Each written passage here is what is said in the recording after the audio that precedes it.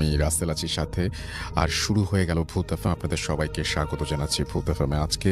এবং যারা যেখানে আছেন, আশা করছি যে আজকে যে স্টোরিগুলো আছে আমাদের কাছে, সেগুলো শুনে আনন্দ পাবেন, ভালো লাগবে এবং এনজয় করবেন অনেক বেশি। এটা একটা মেয়ের ঘটনা, যেটা আমি আজ সবার সাথে শেয়ার করব। মেয়েটির বর্তমান পরিস্থিতি বলবো সবার সাথে। এবং এই মেয়েটা থাকতে হচ্ছে ঢাকার অদূরে ময়মনসিংহে। বাবার সরকারি চাকরি ছিল, তার কারণে ময়মনসিংহে থাকতে হতো। তো যে জায়গায় বাসা ছিল ভালুকার ভেতরেই পড়ে।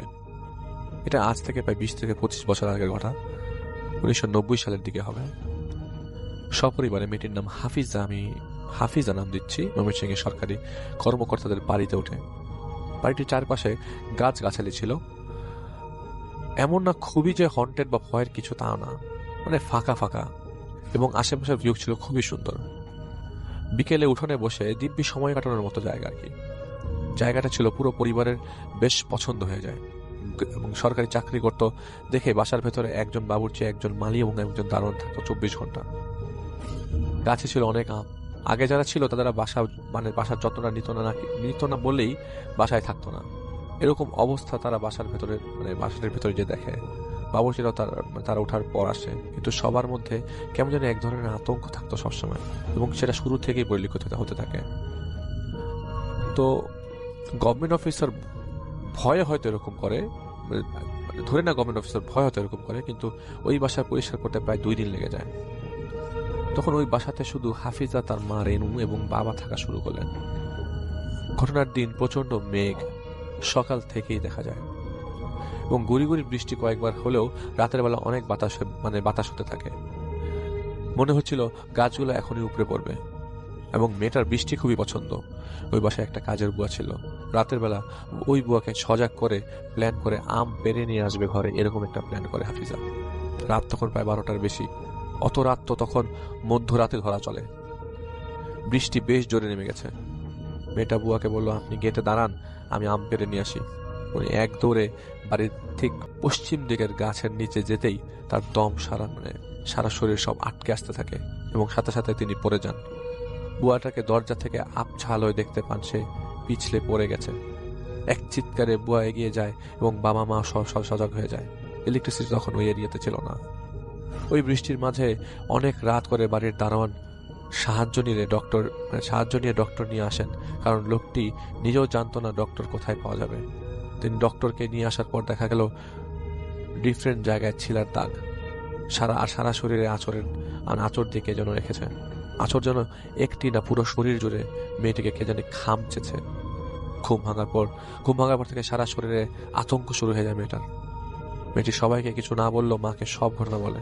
ওদিন রাতে মেয়েটি যখন গাছের কাছে যায়, তখন দেখে গাছটির নিচে একটা মেয়ে দাঁড়িয়ে ছিল, এবং একটা মেয়ে তার গলায় কামড় দিয়ে মাংস ছিঁড়ে খাচ্ছে। এবং দুইজনের ফেস দেখতে একই রকম, একজন একজনের গলা মাংস কামড়াচ্ছে আর কি। উনি যখন জিজ্ঞেস করলো যে একই রকম ফেস কিভাবে দেখলেন, তখন তিনি বললেন বিদ্যুৎ কম চমকাচ্ছিল আর এটা ক্লিয়ার পরিষ্কার দেখা গেছে। বুয়া মেয়ে কিন্তু মেয়েটিকে অজ্ঞান হতে দেখে, কিন্তু কোনো মেয়েকে ওখানে দেখে নাই। ওই দিন ঘটনা মা শুনবার পর বেশ ভয় পেয়ে যায়। মেয়েটির বাবাও ভয় পায়। ওই বাসায় সিকিউরিটি জোরদার করা হয়, 2 জন দারোয়ান আর ঘরের গেটে একজন দারোয়ান, 3 জনকে রাখেন ওনার বাবা। মেয়েটার সাথে কয়েকদিন তার মা ঘুমালো, পরে মেয়েটা নর্মাল হয়ে যায়, কিন্তু তার শরীরে আঁচড়ের দাগের হিলিং এর কোনো খবর নেই। আঁচড়গুলো সব পিঠের দিকে। এটা হচ্ছে ঈদের আগের দিনের ঘটনা। রাত তখন প্রায় 2টা থেকে 3টা বাজে। সঠিক সময়টা বলতে পারছি না, কারণ কাহিনীটা বেশ পুরনো। এরকম কাহিনী আসলে পাওয়া মুশকিল। গভীর রাতে ওর নাম নিয়ে ডাকতে থাকে কয়েকজনের সাউন্ড পাওয়া যায়। মনে হচ্ছিল পরিষ্কার মেয়েটির দাদা ডাকছে। পরের দিন ঈদ, দাদার এরকম সাউন্ড ঘুমের মধ্যে স্পষ্ট শুনে মেয়েটা এক লাফ উঠে যায়। কিন্তু তো সাউন্ড ভেসে আসতে দেখা যায়, কিন্তু দাদার না, এখন ভয়েসটি চেঞ্জ হয়ে বড় চাচার হয়ে যায়। হাফিজা আপুর স্পষ্ট মনে আছে দাগগুলো এরকম যে কইরে মা দেখ, তোর জন্য পুতুল কিনে নিয়ে আসছি। সে খাটের মধ্য থেকে ভয়েস চেঞ্জ হচ্ছে খুব শুনতে পাচ্ছে। বুয়া ঘুমাচ্ছিল ফ্লোরে। কাঁথাটি মুড়ু দিয়ে তিনি আবারও চেষ্টা করলো শুনতে, কোনো সাউন্ড পেল না। মনে হতে থাকলো শব্দ নাই। তিনি আবার কাঁথা সরালেন এবং ডাক শোনার জন্য বারবার চেষ্টা করলেন। এবার ওর ফুপ্পি ডাকছে, ওই রে মা, তোর জন্য জামা এনেছি। একের পর এক ডিফারেন্ট ডিফারেন্ট ভয়েসের ডাক। বুয়া যে মেঝেতে শুয়ে থাকে বুয়াটিও নেই, হঠাৎ করে দেখলো। হাফিজ আবু তখন চিন্তা করতে থাকে চিৎকার করবে কিনা, চিৎকার করলে কি হবে বুঝতে পারছে না।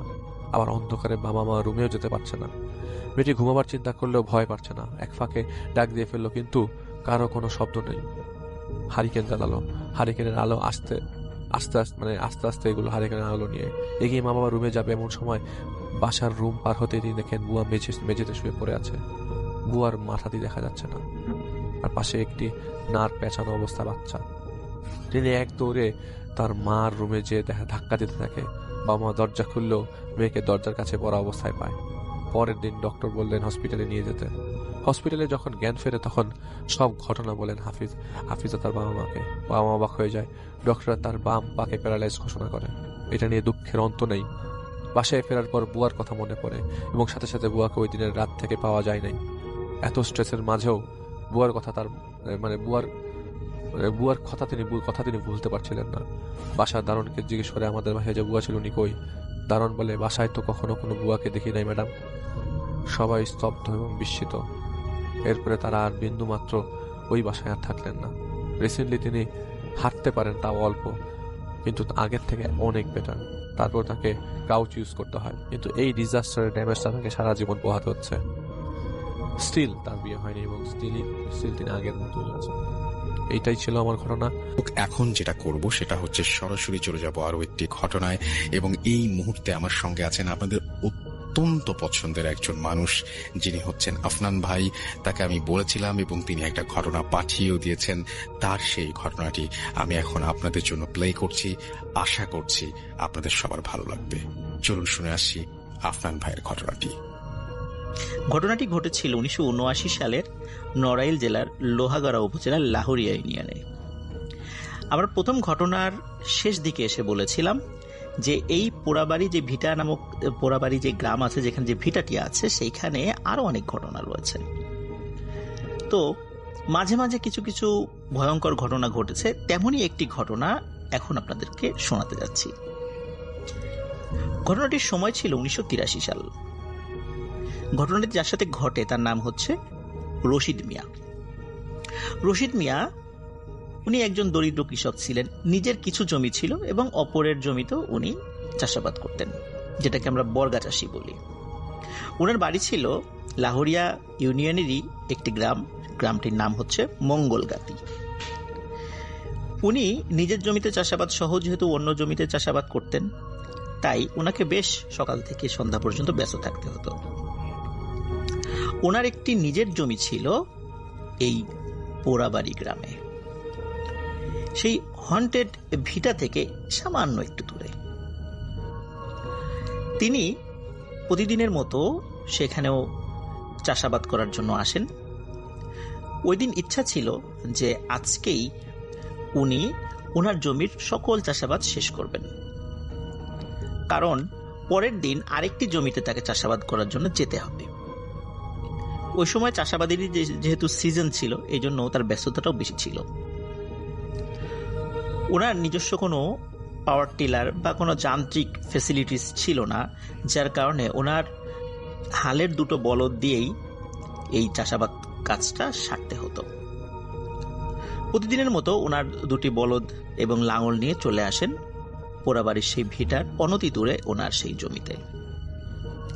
সকাল থেকে উনি চাষাবাদ শুরু করেন এবং খুব দ্রুত চাষাবাদ শেষ করার চেষ্টা করছিলেন। কারণ হচ্ছে যে ওনার যে হিসাব, সেই হিসাব অনুযায়ী আজকে যতটুকু জমি ওনার চাষাবাদ করার কথা, ততটুকু করার পরেও কিছু জমি থেকে যাবে, যেটা পরের দিন চাষাবাদ করতে হবে, কিন্তু সেই পরিমাণটা খুব অল্প। যেহেতু পরের দিন অনেকটা দূর পথ পাড়ি দিয়ে আবার এখানে আসতে হবে, তাহলে সারাটা দিন কাজটা নষ্ট হয়ে যেতে পারে অল্প একটু জমি চাষাবাদের জন্য। এই জন্য ওনার ইচ্ছা ছিল যদি একটু রাতও হয়, আজকেই উনি কাজটি শেষ করে চলে যাবেন। কাজ শুরু করেন। সকাল গড়িয়ে দুপুর হয়, দুপুর গড়িয়ে সন্ধ্যা হয়, কিন্তু ওনার কাজ তখনও শেষ হয়নি। সন্ধ্যার সময় মনে হলো যে ওনার কাজ আর একটু বাকি আছে, যেটা ওনার আগের থেকেই হিসাব করা ছিল। ওনার সাথে ওনার সন্তান ছিল। বিকালেই তার সন্তানকে বাড়ি পাঠিয়ে দেন এবং বলেন যে তিনি সন্ধ্যার পরে আসবেন এবং আসতে একটু দেরি হতে পারে। ওনার ছেলে বাড়িতে চলে যায়। সন্ধ্যার পর রশিদ মিয়া গরু নিয়ে চাষাবাদ করতে থাকেন। উনি একটি হারিকেনও নিয়ে এসেছিলেন, কারণ উনি জানতেন যে আজকে রাত হবে। তাছাড়া চাঁদের আলো তো ছিলই। সন্ধ্যার পরে চাঁদের আলোতে চারদিক উজ্জ্বল ছিল। ভালোই উনি কাজ করে যাচ্ছিলেন।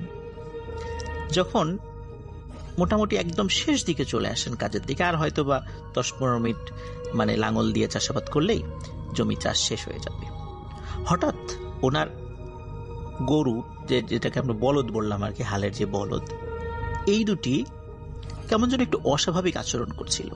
কারণ যখনই লাঙল নিয়ে একটা নির্দিষ্ট পথ উনি অতিক্রম করছিলেন, তখনই মনে হচ্ছিল ওই জায়গা দিয়ে যাওয়ার সময় তার বলদ দুটি অস্বাভাবিক রকমের আচরণ করছে, নড়াচড়া করছে, মনে হচ্ছে এই জায়গা দিয়ে যেতে চাচ্ছে না। তো উনি বুঝতে পারছিলেন না। কিছুক্ষণ পর হঠাৎ রশিদ মিয়ার মনে হয় ওনার পায়ের নিচে নরম নরম কিছু লাগছে। প্রথম দিকে উনি বুঝতে পারেননি। আবার যখন ঘুরে আসছেন, তখন উনি একটা অদ্ভুত ব্যাপার লক্ষ্য করেন। একটু আগে যে দিক দিয়ে উনি লাঙল নিয়ে গেছেন, স্বাভাবিকভাবে তার থেকে সামান্য একটু এক পাশে চলে আসবে তার লাঙলটা, কারণ এক পাশে তো চাষাবাদ হয়ে গেছে। কিন্তু উনি যেদিক দিয়ে যাচ্ছিলেন, ওই অংশটার বিশেষ করে শেষ যতটুকু জায়গা বাকি ছিল, সেখানে পায়ের নিচে অদ্ভুত নরম কিছু একটার অনুভূতি উনি টের পান। এবং প্রতিবারই ওনার বলদ দুটি অস্বাভাবিক আচরণ করছিল, মনে হচ্ছে তারা আর চাষাবাদ করতে চাচ্ছে না। শুরুর দিকে রশিদ মিয়া মনে করেছিল সারাদিন যেহেতু বলদ দুটি হাড় ভাঙা পরিশ্রম করেছে, এই কারণে পশু হলেও তারা হয়তো বলতে পারছে না, কিন্তু কাজ না করার ইচ্ছা প্রকাশ করার মাধ্যমে তারা বোঝাতে চাচ্ছে যে তারা খুব ক্লান্ত। তখনও উনি অস্বাভাবিকতা তেমন কিছু লক্ষ্য করেননি, এই চিন্তা করে। কিন্তু 3বারের বার যখন রশিদ মিয়া উনি ফিল করলেন যে 3বারের বারও বলদ দুটি অস্বাভাবিক আচরণ করছে, এবং 3য়বারেও ওনার পায়ের নিচে অদ্ভুত কিছু অনুভূত হচ্ছে। 4র্থবার যখন বলদ দুটি থেমে যায়, তারা আর এগোতে চাচ্ছে না, তারা আর চাষ করবে না, আর এমন জায়গা থেমে যায়, তখন রশিদ মিয়ার পায়ের নিচে সেই অদ্ভুত নরম অনুভূত হওয়া একটা জিনিস আবারও উনি ফিল করেন। উনি এবার চিন্তা করেন, এই জিনিসটা কি, আমি দেখব। রশিদ মিয়া সাহসী ছিলেন। উনি তখন যেখানে দাঁড়িয়েছিলেন ওই জায়গাটাতেই দাঁড়িয়ে, যেহেতু প্রতিবারই মনে হচ্ছিল এই জিনিসটা মুভ করে একদিক থেকে আরেক জায়গায় চলে যাচ্ছে, কারণ একটু আগে যেখানে লাঙল ছিল সেখানে ওনার পায়ের নিচে অনুভূত হচ্ছিল, আবার ওখান থেকে সরে আসার পরও আরেক জায়গায় পায়ের নিচে অনুভূত হচ্ছে। এই জন্য উনি ওখান থেকে সরলেন না। তিনি যে কাজটি করলেন সেটি হচ্ছে ওইখানে দাঁড়িয়েই চতুর্দিক থেকে পায়ের নিচ থেকে মাটি সরাতে থাকলেন। মাটি যত সরাচ্ছেন মনে হচ্ছে যে উনি কোনো গোলাকৃতির কোনো একটা জিনিসের উপর পা দিয়ে দাঁড়িয়ে আছেন। মাটি সরাতে সরাতে যখন মাটি সরানো শেষ হলো, উনি পা সরিয়ে দেখে ওনার পায়ের নিচে একটি মানুষের মাথা। উনি সাহস করে 2 হাতে মাথাটি উঠান। উঠানোর পর উনি আরেকটা অদ্ভুত ব্যাপার লক্ষ্য করেন। এই মাথাটি একটি মহিলার মাথা, বড় বড় চুল রয়েছে। উনি সাহস করে আরেকটি যে কাজটি করেন, এটা আসলে আপনি বা আমি থাকলে সেই কাজটি করতে পারতাম কিনা সন্দেহ, সেটি হচ্ছে ওই মাথার মুখের উপর থেকে মাটি সরাতে থাকে। যেহেতু মাটির নিচে সেটি ছিল, মুখের উপর মাটি পড়ে গেছে, উনি এক হাত দিয়ে মাথার মুখের উপর থেকে মাটি সরান। মাটি সরানোর পর ওনার কাছে খুব পরিচিত মনে হয়, কোথায় যেন দেখেছি একে। তবে উনি ফাইন্ড আউট করতে পারেননি যে আসলে ওনাকে চিনেন কি চিনেন না, কারণ স্বাভাবিকভাবে অন্ধকারে ওইভাবে তারপরে ধুলোবালি মাখানো চেনা সম্ভব নয়। হঠাৎ যেটি ঘটে, এই মাথাটির 2টি চোখ খুলে যায়। খুলে যাওয়ার সাথে সাথে রশিদ মিয়া প্রচন্ড ভয় পান। এবার আর ওনার কোনো সাহস আর ধরে রাখতে পারেননি।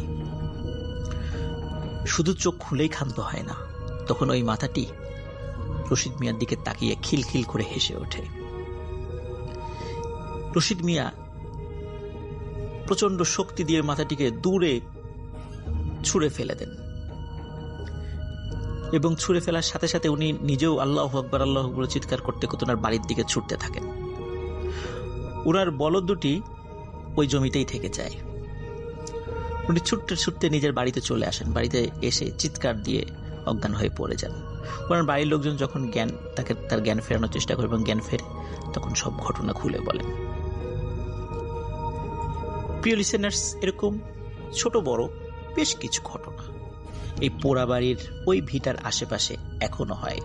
কিন্তু আগে যেরকম ভয়ঙ্কর কিছু বিষয় হতো, যে মানুষকে হত্যা করার মতো অনেক ঘটনা ঘটতো, সেখানে ওই অশুভ শক্তি দ্বারা সেই ঘটনাটি রহিত হয়ে গেলেও ছোট ছোট কিছু কিছু বিষয় এখনো ঘটতে থাকে। এই ঘটনাটা একটু মন দিয়ে শুনবেন, এই ঘটনাটা খুব খুব এনজয় করবেন, আমি রেকমেন্ড করবো শোনার জন্য। সো থ্যাংক ইউ রাসেল ভাই। আমি একটু পরিচয় দিই, কারণ অনেক লিসেনার্স নতুন নতুন এসছে। আমার নাম ডক্টর আলিফ এবং আমি ভূত এফএমে লাস্ট 9 বছর ধরে আসছি। একদম। তো আজকে যে ঘটনাটা নিয়ে আসছি, যে একটু আগে বললাম যে মালদ্বীপে থাকেন, উনি হচ্ছে আহমেদ শাহান। আসলে পারিবারিক ঘটনা, পারিবারিক টানাপোড়েনের কারণে বাংলাদেশের বাইরে চলে যাওয়া। ওনার প্রফেশনটা হচ্ছে উনি একজন মসজিদের ইমাম ছিলেন, এবং ওনার ঘটনাটা আমি প্রায় বছর খানেক হলো এখানে শেয়ার করেছিলাম, মৌলভীবাজারের একটি ঘটনা। এই ঘটনাটার সিকুয়েলি আমি এখন আজকে বলবো আর কি। তো উনি যখন লাস্ট যে মসজিদে ছিলেন, সেই মসজিদ ছাড়ার পরে দ্বিতীয় মসজিদে আসার এরকম প্ল্যানিং ছিল না, কিন্তু যেহেতু সংসারের মানে ঘানি টানতে হয়, তো ওনার বড় ভাই তেমন চাকরি করতেন না, ওনার বাবা অসুস্থ ছিলেন। তো উনি কি করতো, ওই আরবি পড়াতো, যেহেতু কোরআনে হাফেজ, আশেপাশে এলাকার বাচ্চা কাচ্চা পড়াতো। তো যাই যত পেত আর কি, ওই টাকা দিয়ে মোটামুটি সংসারে যতটুকু কন্ট্রিবিউট করা যায় আর কি। তো ওনার মানে একটা সার্চিং ছিল যে ফ্রেন্ডদেরকে, ওনার বন্ধু বান্ধব তো সবই আপনার এরকমই হুজুর টাইপের সবাই। তো বলেছে যে আমি আশেপাশে কোনো মসজিদে যদি এই রমজানের সময় তারাবির হুজুর লাগে, তারাবি পড়ানোর জন্য আমাকে একটু রিকমেন্ড করে দিস আর কি। তো ওনার এক বন্ধু এরকম ওনাকে বলে রাখে। তো উনি কয়েকদিন পর ওনাকে নক করে যে আমি এক জায়গায় মসজিদ পেয়েছি, তুই একটু আয়, কথা বলে যা। তো ওনার তো এরকম প্ল্যানিং যে উনি মসজিদে যে তারাবি পড়াবে। তো মসজিদের যে কমিটি আছে, মসজিদটা হচ্ছে ওনার এলাকার পাশের এলাকা, আমি নাম নিচ্ছি না সে এলাকার, উনি বারণ করেছেন, পাশের এলাকা, এবং মসজিদটা হাইওয়ের সাথে। আচ্ছা। তো হাইওয়ের সাথে থাকবার কারণে ওইখানে ওই এলাকায় আরেকটা বড় মসজিদ আছে, কিন্তু উনি এই মসজিদে না, এই মসজিদে সুযোগ পান আর কি। তো মসজিদে ঢোকার পরে ওই কমিটির লোকজন ওনার কাছ থেকে আজান শুনতে চান। উনি একটু হতভম্ব হয়ে যায়। আমি তো আসলে প্ল্যানিং করেছিলাম যে স্টুডেন্ট পড়াবো আর এরকম আসলে করবো আর কি, মসজিদে তারাবির নামাজ পড়াবো। তো আজান শুনতে চাচ্ছে। তো ওই ফ্রেন্ড আবার ওনাকে বলে নাই যে ওরা মুয়াজ্জিন খুঁজতেছিল মসজিদের জন্য। তো উনি কি করে, আচ্ছা ঠিক আছে, যেহেতু চাচ্ছে আজান, উনি আজান দেন, এবং আজানটা দেওয়ার পরে ওনার আজান শুনে সবাই খুব প্লিজড হয় আর কি। আচ্ছা। তো বলে যে ঠিক আছে, তুমি মুয়াজ্জিন হয়ে যাও মসজিদে। তো উনি আবার সেই মুয়াজ্জিন। তো উনি বলে যে আসলে আলিফ ভাই, আমার লাইফে মসজিদের রিলেটেড এত ঘটনা ঘটে গেছে, আসলে আমি আবারও মসজিদে ঢুকলাম এই জায়গায়, পাশের মসজিদে। তো ওনার বাড়ির থেকে বেশি দূরে না, খানিকটা দূরে। তো এই মসজিদ উনি জয়েন করে, এবং এই মসজিদটার মানে বাউন্ডারিটা বলতে গেলে মসজিদের চারিপাশে দেয়াল দিয়ে ঢাকা, খালি যেই পোর্শনটা ঢোকার সেই পোর্শনে ওইটা ওপেন আর কি, ওখানে কোনো গেট টেট নাই। মসজিদটা ঢুকতে ডান দিকে একটা পুকুর পড়ে, এবং পুকুরে এরকম ঘাট করা যে সবাই ওযু যেন করতে পারে। ঠিক পেছন সাইডটা একটা কবর, দুটা কবর আসলে, একটা স্বামী স্ত্রীর দুটা কবর আর কি। এটা ওনার ঘরের প্রায় সাথেই বলতে গেলে। আর একটু খানিকটা দূরে গেলে একটা ছোট জায়গা, এলাকার ভিত্তিক লোকজন সবাই টাকা পয়সা দিয়ে এই মসজিদের যে 30 বছর ধরে ইমাম ছিলেন তাকে একটা জায়গা করে দেয় তার ফ্যামিলি সহ থাকার জন্য। তো তার ফ্যামিলি সহ ওই হুজুর, ওই ইমাম ওই মসজিদের ওই জায়গাটায় থাকতেন আর কি। তো মজার বিষয়, ইমাম, আমি আপনাদের সবাইকে বলে রাখি, ইমাম আসলে বয়স এত বেশি হয়ে যাওয়ার কারণে, ওভার 75 হয়ে যাওয়ার কারণে উনি মসজিদে ফজরের ওয়াক্তে নামাজ পড়াতে আসতে পারতেন না। মোস্ট অফ দ্য টাইম দেখা যাইতে ওই শাহান ভাইকেই ওনাকে নামাজ পড়াতে হতো বা আজান দিতে হতো, কোনো না কোনো সময় মাঝে মধ্যে আসতো আর কি। আর মসজিদটা এমন যে আপনার হার্ডলি ফজরের ওয়াক্তে মানুষ হয়। আর যেহেতু হাইওয়ের পাশে মসজিদটা, তো হাইওয়েতে যারা যাচ্ছে তখন জোহর আসর ফজর জোহর আসর মাগরিব এশা পড়ার জন্য যারা থেমে নামাজ পড়ে তারা পড়ে, আর এলাকা ভিত্তিক যে কয়জন আসে আর কি। তো ফজরের ওয়াক্তে নামাজের লোক পাওয়া খুবই ভালো ওই জায়গাটায়। ইভেন হার্ডলি এই মসজিদের আপনার মসজিদ কমিটির লোকজনও হার্ডলি মসজিদে আসে, কোন ডিসিশন নেওয়ার জন্য হলে আসে, এবং বেতন টেতন দিতে হলে আসে আর কি। তো ঘটনায় যাই, উনি যখন এই মসজিদে জয়েন করে, তো ওইখানে থাকার জন্য তার কাপড় চোপড় নিয়ে আসে এই জায়গায়। ওনার তো সব ওয়াক্তে সে মসজিদে দেখা, মোস্ট অফ দ্য টাইম ওই মক্তবে এলাকা ভিত্তিক লোকজন তাদের বাচ্চা কাচ্চা তাকে দিয়ে যায় সকালে মানে পড়াশোনা করার জন্য মক্তবে। আর উনি অন্যান্য সময় আজান দিয়ে একটু রেস্ট নেয় মোস্ট অফ দ্য টাইম। ওনার ঘুমাতে খুব পছন্দ। তো উনি কি করলো, সেদিনের ঘটনা, সেদিন ওনার একটা রেগুলার অভ্যাসে ফজরের ওয়াক্ত যখন হয় তখনই তার মোবাইলে অ্যালার্ম বেজে ওঠে, তো ওয়াক্ত থেকে 15 মিনিট আগে সে উজু টুজু করে আজান দেয়, মানে পাক পবিত্র হয়ে আজান দিয়ে দেয় আর কি। তো ওনার আজান দেওয়ার সময় হয়ে যায় আর কি। ওই দিন আজান দেওয়ার জন্য তিনি মানে প্রিপারেশন নেন। ওই মোবাইলে অ্যালার্ম বাজে, সে উজু করবে, পাক হবে, বাথরুম টাথরুম শেষ করার পরে পাক পবিত্র হওয়ার জন্য উজু করতে যায় পুকুর ঘাটে যাওয়ার সময় তিনি তার পেছন সাইডে যে কবরস্থান আছে সেই কবরস্থানে দেখে একটা লোক দাঁড়িয়ে, মানে যাওয়ার পথে ওই জায়গাটায় আপনার কবর জিয়ারত করছে ফজরের ওয়াক্তে। আসলে ফজরের ওয়াক্তে কবর জিয়ারত করছে, এটাও কেমন একটা অদ্ভুত, হতে পারে এলাকা ভিত্তিক কোনো এলাকার কোনো মানুষ, তার কোনো রিলেটিভের কবর এটা সে জিয়ারত করতে এসছে। তো সে উজুটা করে পিছন দিকে ঘুরতেই দেখে মানুষটা নাই। আসলে খুব সিম্পলি হিসাব যে ওই জায়গাটায় ঢুকতে গেলে পুকুরটা ক্রস করে আসার লাগে, তো ওনার চোখে পড়বেই যে পুকুরটা ক্রস করে একটা লোক যাচ্ছে, কিন্তু ওই কবর জিয়ারত করার পর এখানে আশেপাশের মানুষ নাই। তো উনি ভাবে যে মসজিদের ভেতরে হয়তো আছে, যে মসজিদের ভেতরে ঢোকে এবং ঢোকার পরে দেখে না কেউ নাই, একটু খানিকটা অবাক লাগে। তো বলে যে আরে ভাই আসলে ত্যাক্ত বিরক্ত এইসব জিনিসগুলা, আমার সাথে এত ঘটে, এত প্যারানর্মাল জিনিস ঘটছে আমার লাইফে, এই আসছে ভ্যানিশ হয়ে গেছে, এগুলি আমার কেয়ার হয় না, মানে কে আসলো না আসলো ভ্যানিশ হয়ে গেল আমি খেয়াল করি নাই ওনার চেহারাটা, ওনার পরে পিছনটা আমি দেখতে পাইছি। এরকম করে প্রথম দিন, দ্বিতীয় দিনে তিনি সেইম ভাবে ওই লোকটাকে ওই জায়গায় কবর জিয়ারত করতে দেখেন। তৃতীয় দিন ওইরকম টাইমে ফজরের ওয়াক্তে তার ঘুম ভাঙে, অ্যালার্মে ঘুম ভাঙে, দরজা খুলতেই দেখে লোকটা তার দরজার সামনে দাঁড়িয়ে সে সালাম দেয়, অনেক জোরে একটা সালাম দেয়। তো উনি বলেন হ্যাঁ ওয়ালাইকুম আসসালাম, বলেন আমি তো আপনাকে প্রায় সময় এখানে দেখি। বলে জি হুজুর, আপনাকে একটু আজকে আসতে হবে, আমার কবরটা একটু জিয়ারত করাই দিতে হবে, আমি যে কবরে আসছি জিয়ারত করতে, সেটা আপনি একটু জিয়ারত করে দেন আজকে। বলে আসলে এখন তো ফজরের ওয়াক্তের আজান হয়ে গেছে, আমি চাই না এখন জিয়ারত করতে, আপনি এক কাজ করি আমরা নামাজ কালাম পরে তারপরে জিয়ারত করলাম। বলেন না, আপনাকে এখনই জিয়ারত করতে হবে, আপনি দরকার হলে পরে আজান দেন, পরে আজান। বলেন না, আমাকে আজান না দিলে এলাকার লোকজন বলবে যে ফজরের ওয়াক্তের আজান হয়নি এই জায়গায়, এটা একটা দাগ উঠে যাবে, কথা উঠে যাবে, আমি চাই না এরকম কিছু হোক, যেহেতু মসজিদের সব রেসপন্সিবিলিটি আমার, আমি মুয়াজ্জিন, আমাকে আজান দিতেই হবে এখানে, সামহাও এটা আপনাকে ব্যবস্থা করেন। বলে যে আচ্ছা ঠিক আছে। তো বলে যে উনি কি করলো, যে উনি অজুখানায় চলে গেল, যেতেই লোকটা ওই জায়গাতে আর নাই। অজুখানার থেকে পেছনে তাকায়, যে নর্মালি যে লোকটা ওখানে মানে কবর জিয়ারত করতে দেখে ওই লোকটাকে আর পেল না। তো যাই হোক উনি আজান দিলেন, আজান দিয়ে নামাজ কালাম পরে ঘরে ঢুকে শুয়ে পড়লেন, সকালবেলা এরকম রেগুলার রুটিন। এরপর থেকে রাসেল ভাই একদিন না 2 দিন না টানা 20 দিন এরকম ফজরের ওয়াক্ত হয়, সে ওয়াশরুমে যায় পাক পবিত্র হওয়ার জন্য, ওযু করার জন্য আপনার পুকুর ঘাটে যায়, এবং ছবির মতো একই পজিশনে এই লোকটাকে ওই কবর জিয়ারতের অবস্থায় দেখতে পায়। আচ্ছা, জিয়ারতরত অবস্থায় দেখতে পায়, একই ছবি, মানে একটা দেয়ালের মধ্যে একটা ছবি যেরকম থাকে, এই দৃশ্যটা তার ফজরের ওয়াক্তে ওই জায়গায় প্রতিদিন দেখা, মানে কবরের একই প্রান্তে একই কোণায় দাঁড়িয়ে উনি কবর জিয়ারত করছে। ওই ঘটনার থেকে 20 দিন পরে এবং মসজিদে জয়েন করার পর 1 মাস 10 দিন পরে ওই দিন তার ঘুম ভেঙে যায়। কিন্তু রেগুলার অভ্যাস যে অ্যালার্ম দেয়, অ্যালার্মের আগে ঘুম ভেঙে যায় এবং তার মনে হয় যে হয়তো এলাকায় অ্যালার্ম দিবে, ফজরের ওয়াক্ত হয়ে গেছে, কারণ ফজরের ওয়াক্তের আভা রাতের আভা অলমোস্ট সেম। এই দরজাটা খোলার পরে সেই লোকটাকে দেখতে পায়। তো বলে যে ভাই আমি তো ওরকম ভাবে এই লোকটাকে এতদিন চেহারা সুরত দেখি নাই, পিছনটাই দেখছি, একদিনই আমার দরজার সামনে আসছিল, প্যারানর্মাল কিছু বলবো না, উনি একটা সুদর্শন লোক, এত সুন্দর দেখতে, সুরমা দেওয়া চোখে, সুন্দর সুরমা দেওয়া পাঞ্জাবি পায়জামা, সুন্দর গঠন, বলবো না যে খুব অদ্ভুত গঠন তাও না, উনি খুবই সুন্দরভাবে আসছে। উনি আমাকে সালাম দিল, আমি সালাম গ্রহণ করলাম, এবং সালাম গ্রহণ করার পর ওনার একটা অদ্ভুত রিকোয়েস্ট আসলো। রিকোয়েস্টটা হলো যে উনি একটা লাশ নিয়ে এসছে, সেটাকে জানাজা দিতে হবে। আচ্ছা, তো ওনার প্রথম কথা, মুয়াজ্জিনের মানে শাহান ভাইয়ের প্রথম কথা আছে, এলাকায় তো আমাকে কেউ একটা মৃতর খবর জানালো না।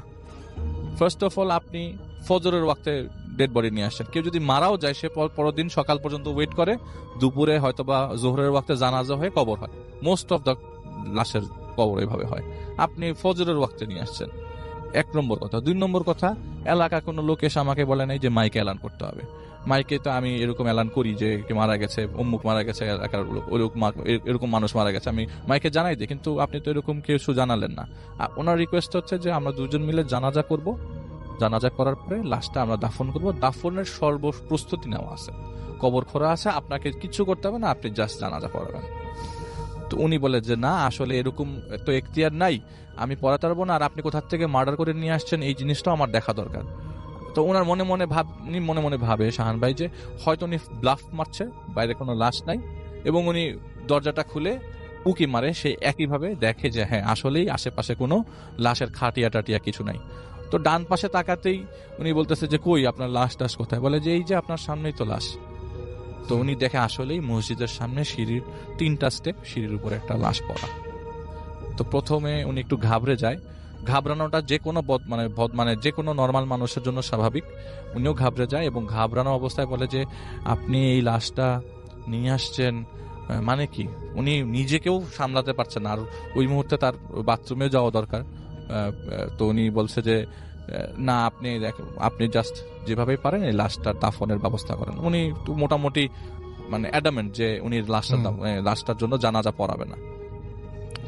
তো লাশটা এমন ভাবে মসজিদের সামনে রাখা, আপনি রীতিমতো দেখলে ভয় পেয়ে যাবেন। মসজিদের সামনে দরজার উপরে রাখা, দরজার সামনে সিঁড়ির উপরে রাখা। তো বাচ্চা লাশ হলে রাসেল ভাই ওই কোলে করে নিয়ে আসা যায়, অনেকের বাচ্চা লাশ আসে হয়তো টাইমলি তাড়াতাড়ি দাফন করে ফেলতে চায়, কিন্তু না, এটা একটা বড় লাশ এবং পুরা সিঁড়িটা কভার করে আছে। তো উনি বলে যে না, আমি জানাজা পড়াতে পারবো না, অ্যাকচুয়ালি এই জানাজা আমি পড়বো না। আর 2 জন মিলে জানাজা হয় কিনা এটাও আমার মোটামুটি জানা নাই, বা এরকম কিছু একটা তিনি বলে না, আপনাকে এর জানাজা পড়তে হবে। আপনি যদি এনার জানাজা না পড়েন তাহলে এই লাশের চেহারা আপনাকে দেখতে হবে। তো উনি বলে না, আমি লাশের চেহারাও দেখবো না, আমি জানাজা পড়বো না। কিন্তু ভয় কাজ করতে থাকে রাসেল ভাই, যে এত রাতে এরকম একটা মানুষ মানে ফজরের ওয়াক্তে এসছে, আর আমি যে দরজা, উনি কি করে ওয়াশরুম থেকে আসার পরে আবারও ওনাকে সামনাসামনি পায় এবং ওনাকে একই আর্গুমেন্ট করতে দেখা যায়। তো উনি কি করে, একটা পর্যায়ে চিন্তা করে আমি যে উনি মানে রুমে ঢুকে যাবে দৌড়ে, কিন্তু রুমের তালা দিয়ে আসছে উনি, মোবাইল ফোন সব রুমের ভেতরে, রুমের তালা দেওয়া। তো উনি কি দৌড়ায় যাবে, কিন্তু দৌড়াতে গেলে তালা খুলতে গিয়ে যদি তাকে খট করে মেরে ফেলে।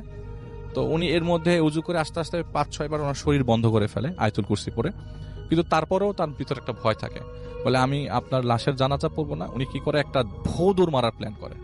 ওই লোকটা বলে কই যাবেন? হঠাৎ করে তো হুজুর মানুষ মাথা মানে একটা পর্যায়ে বিরক্ত হয়ে মাথা নিচে তাকাতে যখন মাথা উঁচুতে তাকায়, মানে মাথা উঁচু করে, তখন দেখে যে এই কালো আভাটা আস্তে আস্তে সরে দিনের বেলা হয়ে যাচ্ছে। তার চারিপাশে খালি কবর আর কবর। তিনি যে এলাকায় ছিলেন, জায়গাটাই কবর। উনি যে এলাকাইতে ছিলেন সে এলাকায় উনি নাই, মানে স্টেপে স্টেপে কবর। বলে যে আমি প্রতিটা স্টেপ দিব, আমার মনে হয় কবরের উপরেই পাড়া পড়বে। এই সামনে কবর, পিছনে কবর, আর উনি আমার থেকে 10 গজ সামনে দাঁড়ানো ওই লাশটা নিয়ে।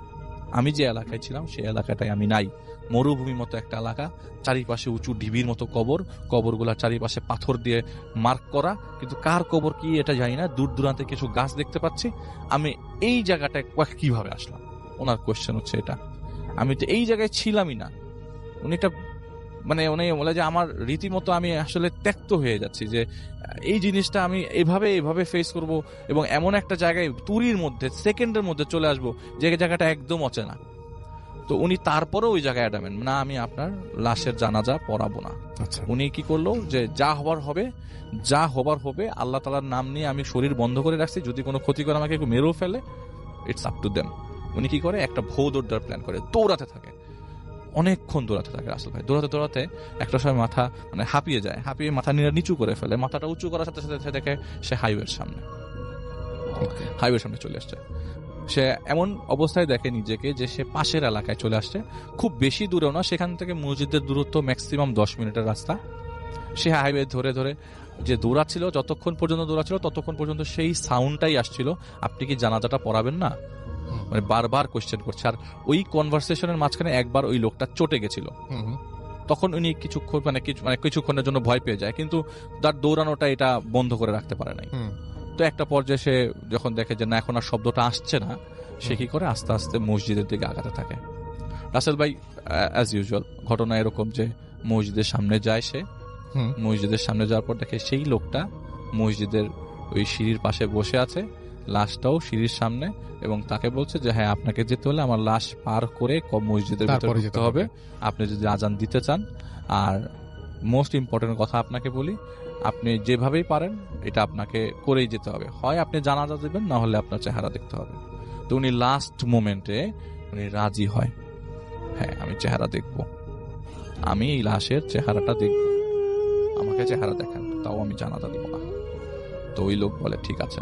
কাফনের কাপড় সেই মুখ থেকে সরানোর পরে সবাই নিশ্চয়ই চিন্তা করছেন যে এই লাশের চেহারাটা হয়তো এই শাহান ভাইয়ের হবে অথবা হুজুরের হবে। হুজুরের, মানে যে লোকটা এসছে হ্যাঁ, লাশ হ্যাঁ, নিয়ে হ্যাঁ। তার হবে। শাহান ভাই বলে, শাহান ভাই সেটা চিন্তা করছিল যে এবং আপনাদের কি চিন্তা সেটা আপনারা কিন্তু অবশ্যই ফেসবুকে লিখে পাঠাবেন, আমি মানে সে জানতে কি চাই চিন্তা আসলে। করেছিল আর কি। আমি ভুল চিন্তা করেছি, আমি যখন শুনেছিলাম আমি যখন জিজ্ঞেস করেছিলাম আমি ভুল চিন্তা করেছি। তো আমি খুব স্মার্টলি উত্তর দিয়েও দেখছি যে না, আমার উত্তরটা হয়নি। উনি বলল যে, শাহান ভাই বলছে যে আমার কাছে মনেই হচ্ছিল যে এটা হয়তো বা আমার চেহারা হবে অথবা যে নিয়ে আসছে তার চেহারা হবে। তাই হয় সাধারণত, তাই সব তো হচ্ছে ঘটনাগুলোতে। ঘটনাগুলাতে। যখন লাশের মুখটা থেকে মুরানো গিট সরানো হলো, দেখলো এটা তার বন্ধ করে দেবো দাদার এখন, ঘটনাটা লাশ। বন্ধ করে দেবো। হ্যাঁ, এটা কার তার লাশ? দাদার লাশ। দাদার লাশ। তার দাদা জানের লাশ। উনি মারা যান 2004 সালে। হুম। কিন্তু দাদার যে লাশ উনি এই জায়গাটায় এতদিন পরে এই অবস্থায় মরুভূমি ঘুরে এসে দেখবে, এইটা উনি কখনোই চিন্তা করে নাই, হুম। কখনোই ভাবে নাই এটা অন্য তার একটা দাদার জায়গায়, লাশ হবে। অন্য একটা জায়গায়। তো উনি অ্যাডামেন্ট জানাজা হবে না। তো একটা পর্যায়ে ওই লোকটা যখন তার সাথে হেরে যায় তখন ওনাকে বলে, কয়েকটা ভালো কথা বলে যেগুলি আমি রেডিওতে শেয়ার করছি না, হুম। ওনাকে বলে যায় এসব কথাগুলা এবং লাস্ট মোমেন্টে ওই জায়গাটা ত্যাগ করে। ওকে। এবং এটার পর থেকে উনি তেমন কোনো কিছু আর ফেস করেন নাই, কিন্তু তার ঘটনা অনেক আছে। তার ছোটবেলা থেকে বহু ঘটনা তার মা তার সাথে ফেস করিয়েছে। হুম। তার মাই বেশিরভাগ ফেস করেছে তার মা তাকে নিয়ে। তো সেইগুলা সে আমার সাথে শেয়ার করেন নাই, হয়তো শেয়ার করবেন বাংলাদেশে এসে হুম। স্টুডিওতেও কিছুটা হয়তো শেয়ার করবে। হুম। কিন্তু ওই ঘটনার পরে সে ডিরেক্টলি রুমে চলে যায় এবং শুয়ে পড়ে, আচ্ছা। অজ্ঞানের মতো শুয়ে পড়ে। পরের দিন সকালবেলা, ওই দিন আর ফজরের আজান দেয় নাই। এবং রাসেল ভাই আপনি আমাকে মনে করাই দেন নাই ছোট্ট একটা পয়েন্ট, সে ঘরে ঢোকার পর যখন মোবাইল হাতে নেয় দেখে রাত 2:30। Right right right right. হ্যাঁ, সময়টা তখন আসলে ফজরের ফজরের ওয়াক্তই ছিল না। এবং তার যে ঘুম ভেঙেছিল এটা রেগুলার ফজরের ওয়াক্ত চিন্তা করে। এখন ঘুমের মধ্যে অনেকেই অনেক কিছু চিন্তা করে ফেলে। ঘুমের মধ্যে হ্যাঁ সকালবেলা, আমি মাঝে মাঝে রাসেল ভাই এরকম চিন্তা করি, এই সকাল হয়ে গেল, তখন বলে আরে না, এটা তো ঘুম, আমি বিকালের ঘুম দিয়েছি। তো ঘুম থেকে ভাঙার পর তখন এটা তার মানে মাথায় ছিল না। উনি পরবর্তী সময় মোবাইল ফোনে দেখা যায় 2:30 বাজে, ঘটনার লাস্টের দিকে চলে এসেছি, 2:30 বাজে এবং সে মোটামুটি অজ্ঞানের মতো হয়ে শুয়ে পড়ে। এতটা টায়ার্ড ছিল ওই মুহূর্তে। ওই দিন আর তার ফজরের আজান দেওয়া হয়নি এবং সকালবেলা মক্তবের স্টুডেন্টদের কেচাকেচিতে চিল্লাচিল্লিতে তার ঘুম ভাঙে। তাকে ঘুম থেকে জাগানোর পর সে কাউকে ঘটনাটা শেয়ার করেন নাই, হুম। কিন্তু ওই দিন তার ফজরের আজানটাও দেওয়া হয়নি। তো যাই হোক, হোয়াট এভার, লাস্ট মোমেন্টে পরে ওই জায়গাটার চাকরি ছেড়ে সে এখন মালদ্বীপে অবস্থানরত। এবং সত্যি কথা বলতে রাসেল ভাই, তার এটা একদম নিজের সাথে ঘটা ঘটনা এবং আরো কিছু ঘটনা তার আছে, সেগুলি পরবর্তী সময় শেয়ার করবে। থ্যাংক ইউ সো মাচ, আপনার ঘটনার জন্য আপনাকে অনেক ধন্যবাদ। এবং আমি এখন যেটা করব সেটা হচ্ছে চলে যাব সরাসরি আমাদের পরবর্তী যে অতিথি আছেন তার কাছে। আসসালামু আলাইকুম রাসেল ভাই এবং আসসালামু আলাইকুম লিসেনার্স। আমি মোহাম্মদ জুবাইর ইসলাম। আমার বাড়ি সিরাজগঞ্জ সদরে কোনো একটা গ্রামে। তো আমি আজকে আপনাদের সামনে যে ঘটনাটা শেয়ার করব সেটা কতটা হয় সেটা আমার জানা নেই, তবে একটা সত্যি ঘটনা। তো এই ঘটনাটা আমি আমার দাদির কাছ থেকে শুনেছি এবং এই দাদি এই ঘটনাটা তার যে ভাইপো অর্থাৎ ভাইয়ের ছেলে, সেই ছেলের সাথে ঘটেছিল। তো সেই ঘটনাটা আমি দাদির মুখ থেকে যেভাবে শুনেছি আপনাদের সাথে আমি সেভাবেই শেয়ার করছি। তো ঘটনাটা আজ থেকে প্রায় 30 বছর আগে ঘটে যাওয়া। তো আমাদের এই সিরাজগঞ্জে রায়পুরে জুট মিল আছে, এটা প্রায় সবাই জানেন। তো এই জুট মিলে ওই আমার দাদির যে ভাইপো, তার নাম হচ্ছে হাসমত আলী। তো তিনি ওই জুট মিলে তখন কাজ করত। তো তাদের ডিউটি ছিল 2 শিফটে। তো প্রথম শিফট 6টা থেকে 10টা পর্যন্ত, আর দ্বিতীয় শিফট ছিল 10টা থেকে 2টা পর্যন্ত। তো এই হাসমত আলী যিনি, উনি দ্বিতীয় শিফটে ঢোকে এবং 10টায় মিলে ঢোকেন এবং তার ডিউটি শেষ করে 2টায় বের হন। তো তিনি 2টায় মিল থেকে বের হয়ে আগে তার বাসায় যান। বাসায় যাওয়ার পর তার মাকে বলেন ভাত দিতে। তো তিনি ভাত খেয়ে তার মাকে বলেন যে আমি যমুনা নদীতে যাব। তো যমুনা নদীতে তিনি মাছ শিকার করার জন্য যাবেন। তো তার মা জিজ্ঞাসা করে সাথে আর কে কে যাবে, আর সে যেন ফিরতে দেরি না করে। তো সে বলে যে না, আমার ফিরতে দেরি হবে না, আমার সাথে আরো 2 জন আছে আমার বন্ধু। তো সেই বলে বাড়িতে থাকা, আমাদের এলাকায় ওটাকে বলে তৈরা জাল, অথবা অন্যান্য এলাকাটাকে ঝাঁকি জালও বলে থাকেন। তবে শুদ্ধ কোনটা সেটা আমার জানা নেই, আমি সেটাকে তৈরা জালি বললাম। তো তিনি তৈরা জাল নিয়ে তার 2 বন্ধুকে সাথে নিয়ে যমুনা নদীতে চলে যান মাছ শিকার করার জন্য। তো মাছ শিকার করার জন্য তারা প্রথমে নদীর যে মূল ঘাট, অর্থাৎ আমাদের এখানে মতিন সাহেবের ঘাট বলে ওইটাকে, তো এই মতিন সাহেবের ঘাটে পৌঁছান এবং সেখানে পৌঁছে এই আমার দাদির যে ভাইপো অর্থাৎ হাসমত আলী, তিনি ওই নদীর উত্তর দিকে রওনা দেন, অর্থাৎ তৈরা জাল দিয়ে খেওয়াইতে খেওয়াইতে তিনি উত্তর দিকে রওনা দেন এবং তার যে 2 বন্ধু তারা 2জন দক্ষিণ দিকে রওনা দেন। তো এইভাবে তারা বেশ কিছুক্ষণ খেওয়াতে খেওয়াতে হাসমত আলী উত্তর দিকে চলে যান এবং তার বন্ধুরা দক্ষিণ দিকে চলে যায়। তো হাসমত আলী খেওয়াচ্ছিলেন তৈরা জাল দিয়ে, কিন্তু কোনো মাছ উঠছিল না। তিনি খুব হতাশ হয়, মাছ ওঠে না। এদিকে তার বন্ধুরাও তার থেকে অনেক দূরে, ডাকলে শুনতে পাবে না। তো হাসমত আলী খেওয়াতে খেওয়াতে তিনি দেখেন যে একটা মিষ্টি আলু নদীর পানি দিয়ে ভেসে যাচ্ছে। তো মিষ্টি আলুটা বেশ বড় সড়ো, দেখতে ভালোই ছিল। তো তিনি করেন কি, ওই মিষ্টি আলুটা পানির ভেতর থেকে তুলে পানিতে মিষ্টি আলুটা ধুয়ে 2-1 কামড় খান।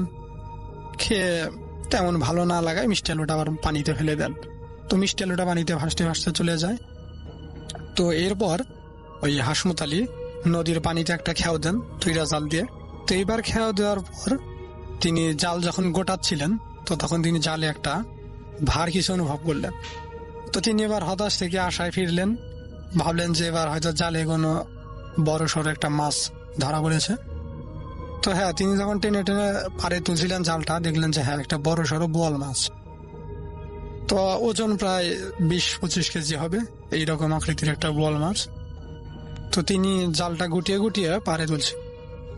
তো তিনি দেখলেন যে এই মাছটা তিনি একা তুলতে পারবেন না, মানে হয়তো তুলতে পারবেন, কিন্তু জাল থেকে যখন মাছটা ছাড়াবেন যদি লাফ দিয়ে বের হয়ে যায়। তো তাই তিনি তার যে 2 বন্ধু ছিল দক্ষিণ দিকে গেছে, তাদের 2জনকে ডাকার চেষ্টা করেন, কিন্তু তারা তার থেকে অনেক দূরে থাকে, তারা তার ডাক শুনতে পায় না। তো তিনি একাই জালটা উপরে তুলে জাল থেকে মাছটা ছাড়ানোর চেষ্টা করেন। তো জালের সাথে মাছটা পেঁচানো ছিল, তো তিনি একদিক থেকে জালের প্যাঁচটা ছাড়াতে ছাড়াতে মাছের দিকে যাচ্ছিলেন। তো যখনই তিনি ওই মাছের কাছে পৌঁছান, তখনই মাছটা জাল থেকে ছাড়িয়ে নিজেকে ছাড়িয়ে ওই বোয়াল মাছটা ওই হাসমত আলীর বুকে জোরে একটা আঘাত করে এবং আঘাত করে ওই মাছটা পানির ভিতরে চলে যায়। তো মাছটা যে বুকে আঘাত করে তিনি অনেক ব্যথা পান।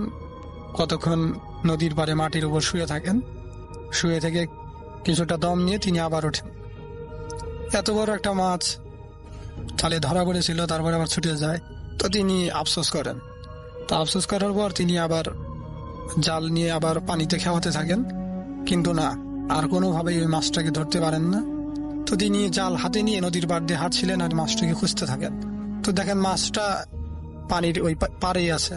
তো তিনি মাছটাকে লক্ষ্য করে আবার জাল ফেলেন মাছের উপরে, কিন্তু না, মাছ কোনোভাবেই ধরা পড়ছিল না। তো এইভাবে কয়েকবার চেষ্টা করেন, এদিকে প্রায় সন্ধ্যা হয়ে আসে।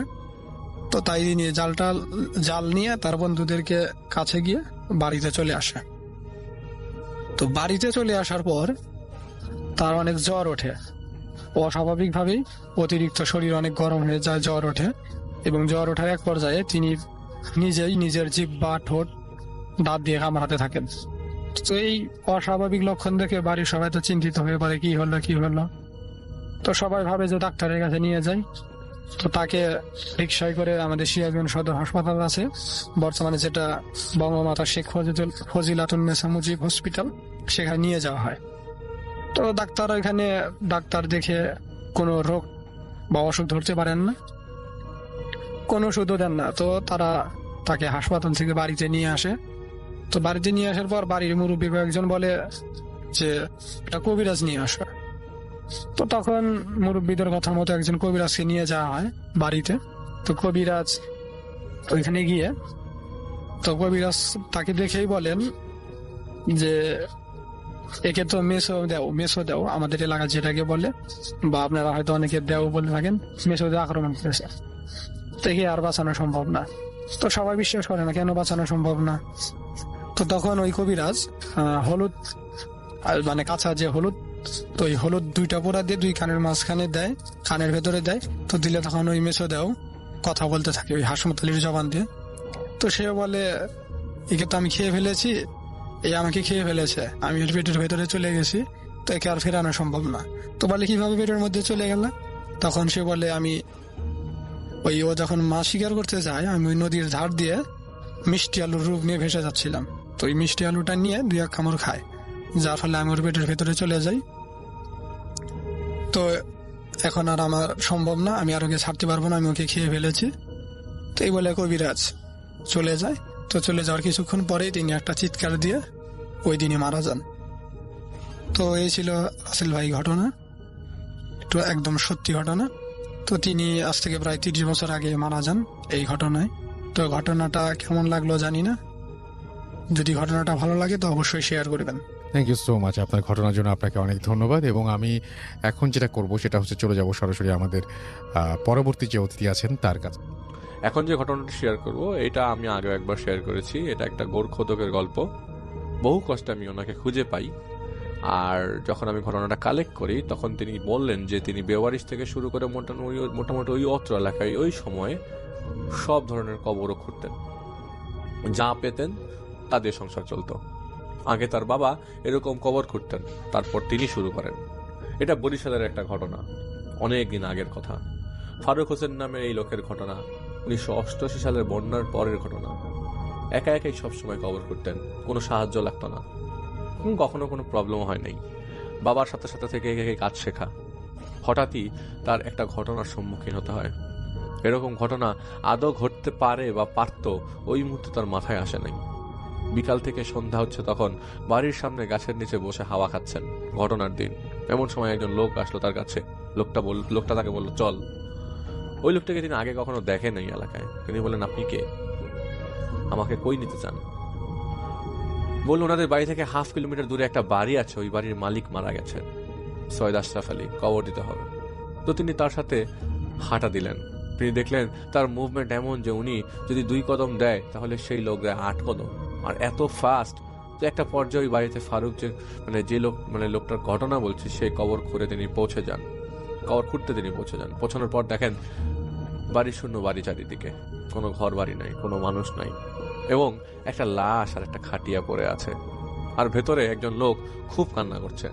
তিনি রুমে গেলেন এবং দেখলেন যে ওই একজন লোক অনেক জোরে জোরে কাঁদছে, এবং এটা সেই লোক যেই লোকটা তাকে নিয়ে এসছে।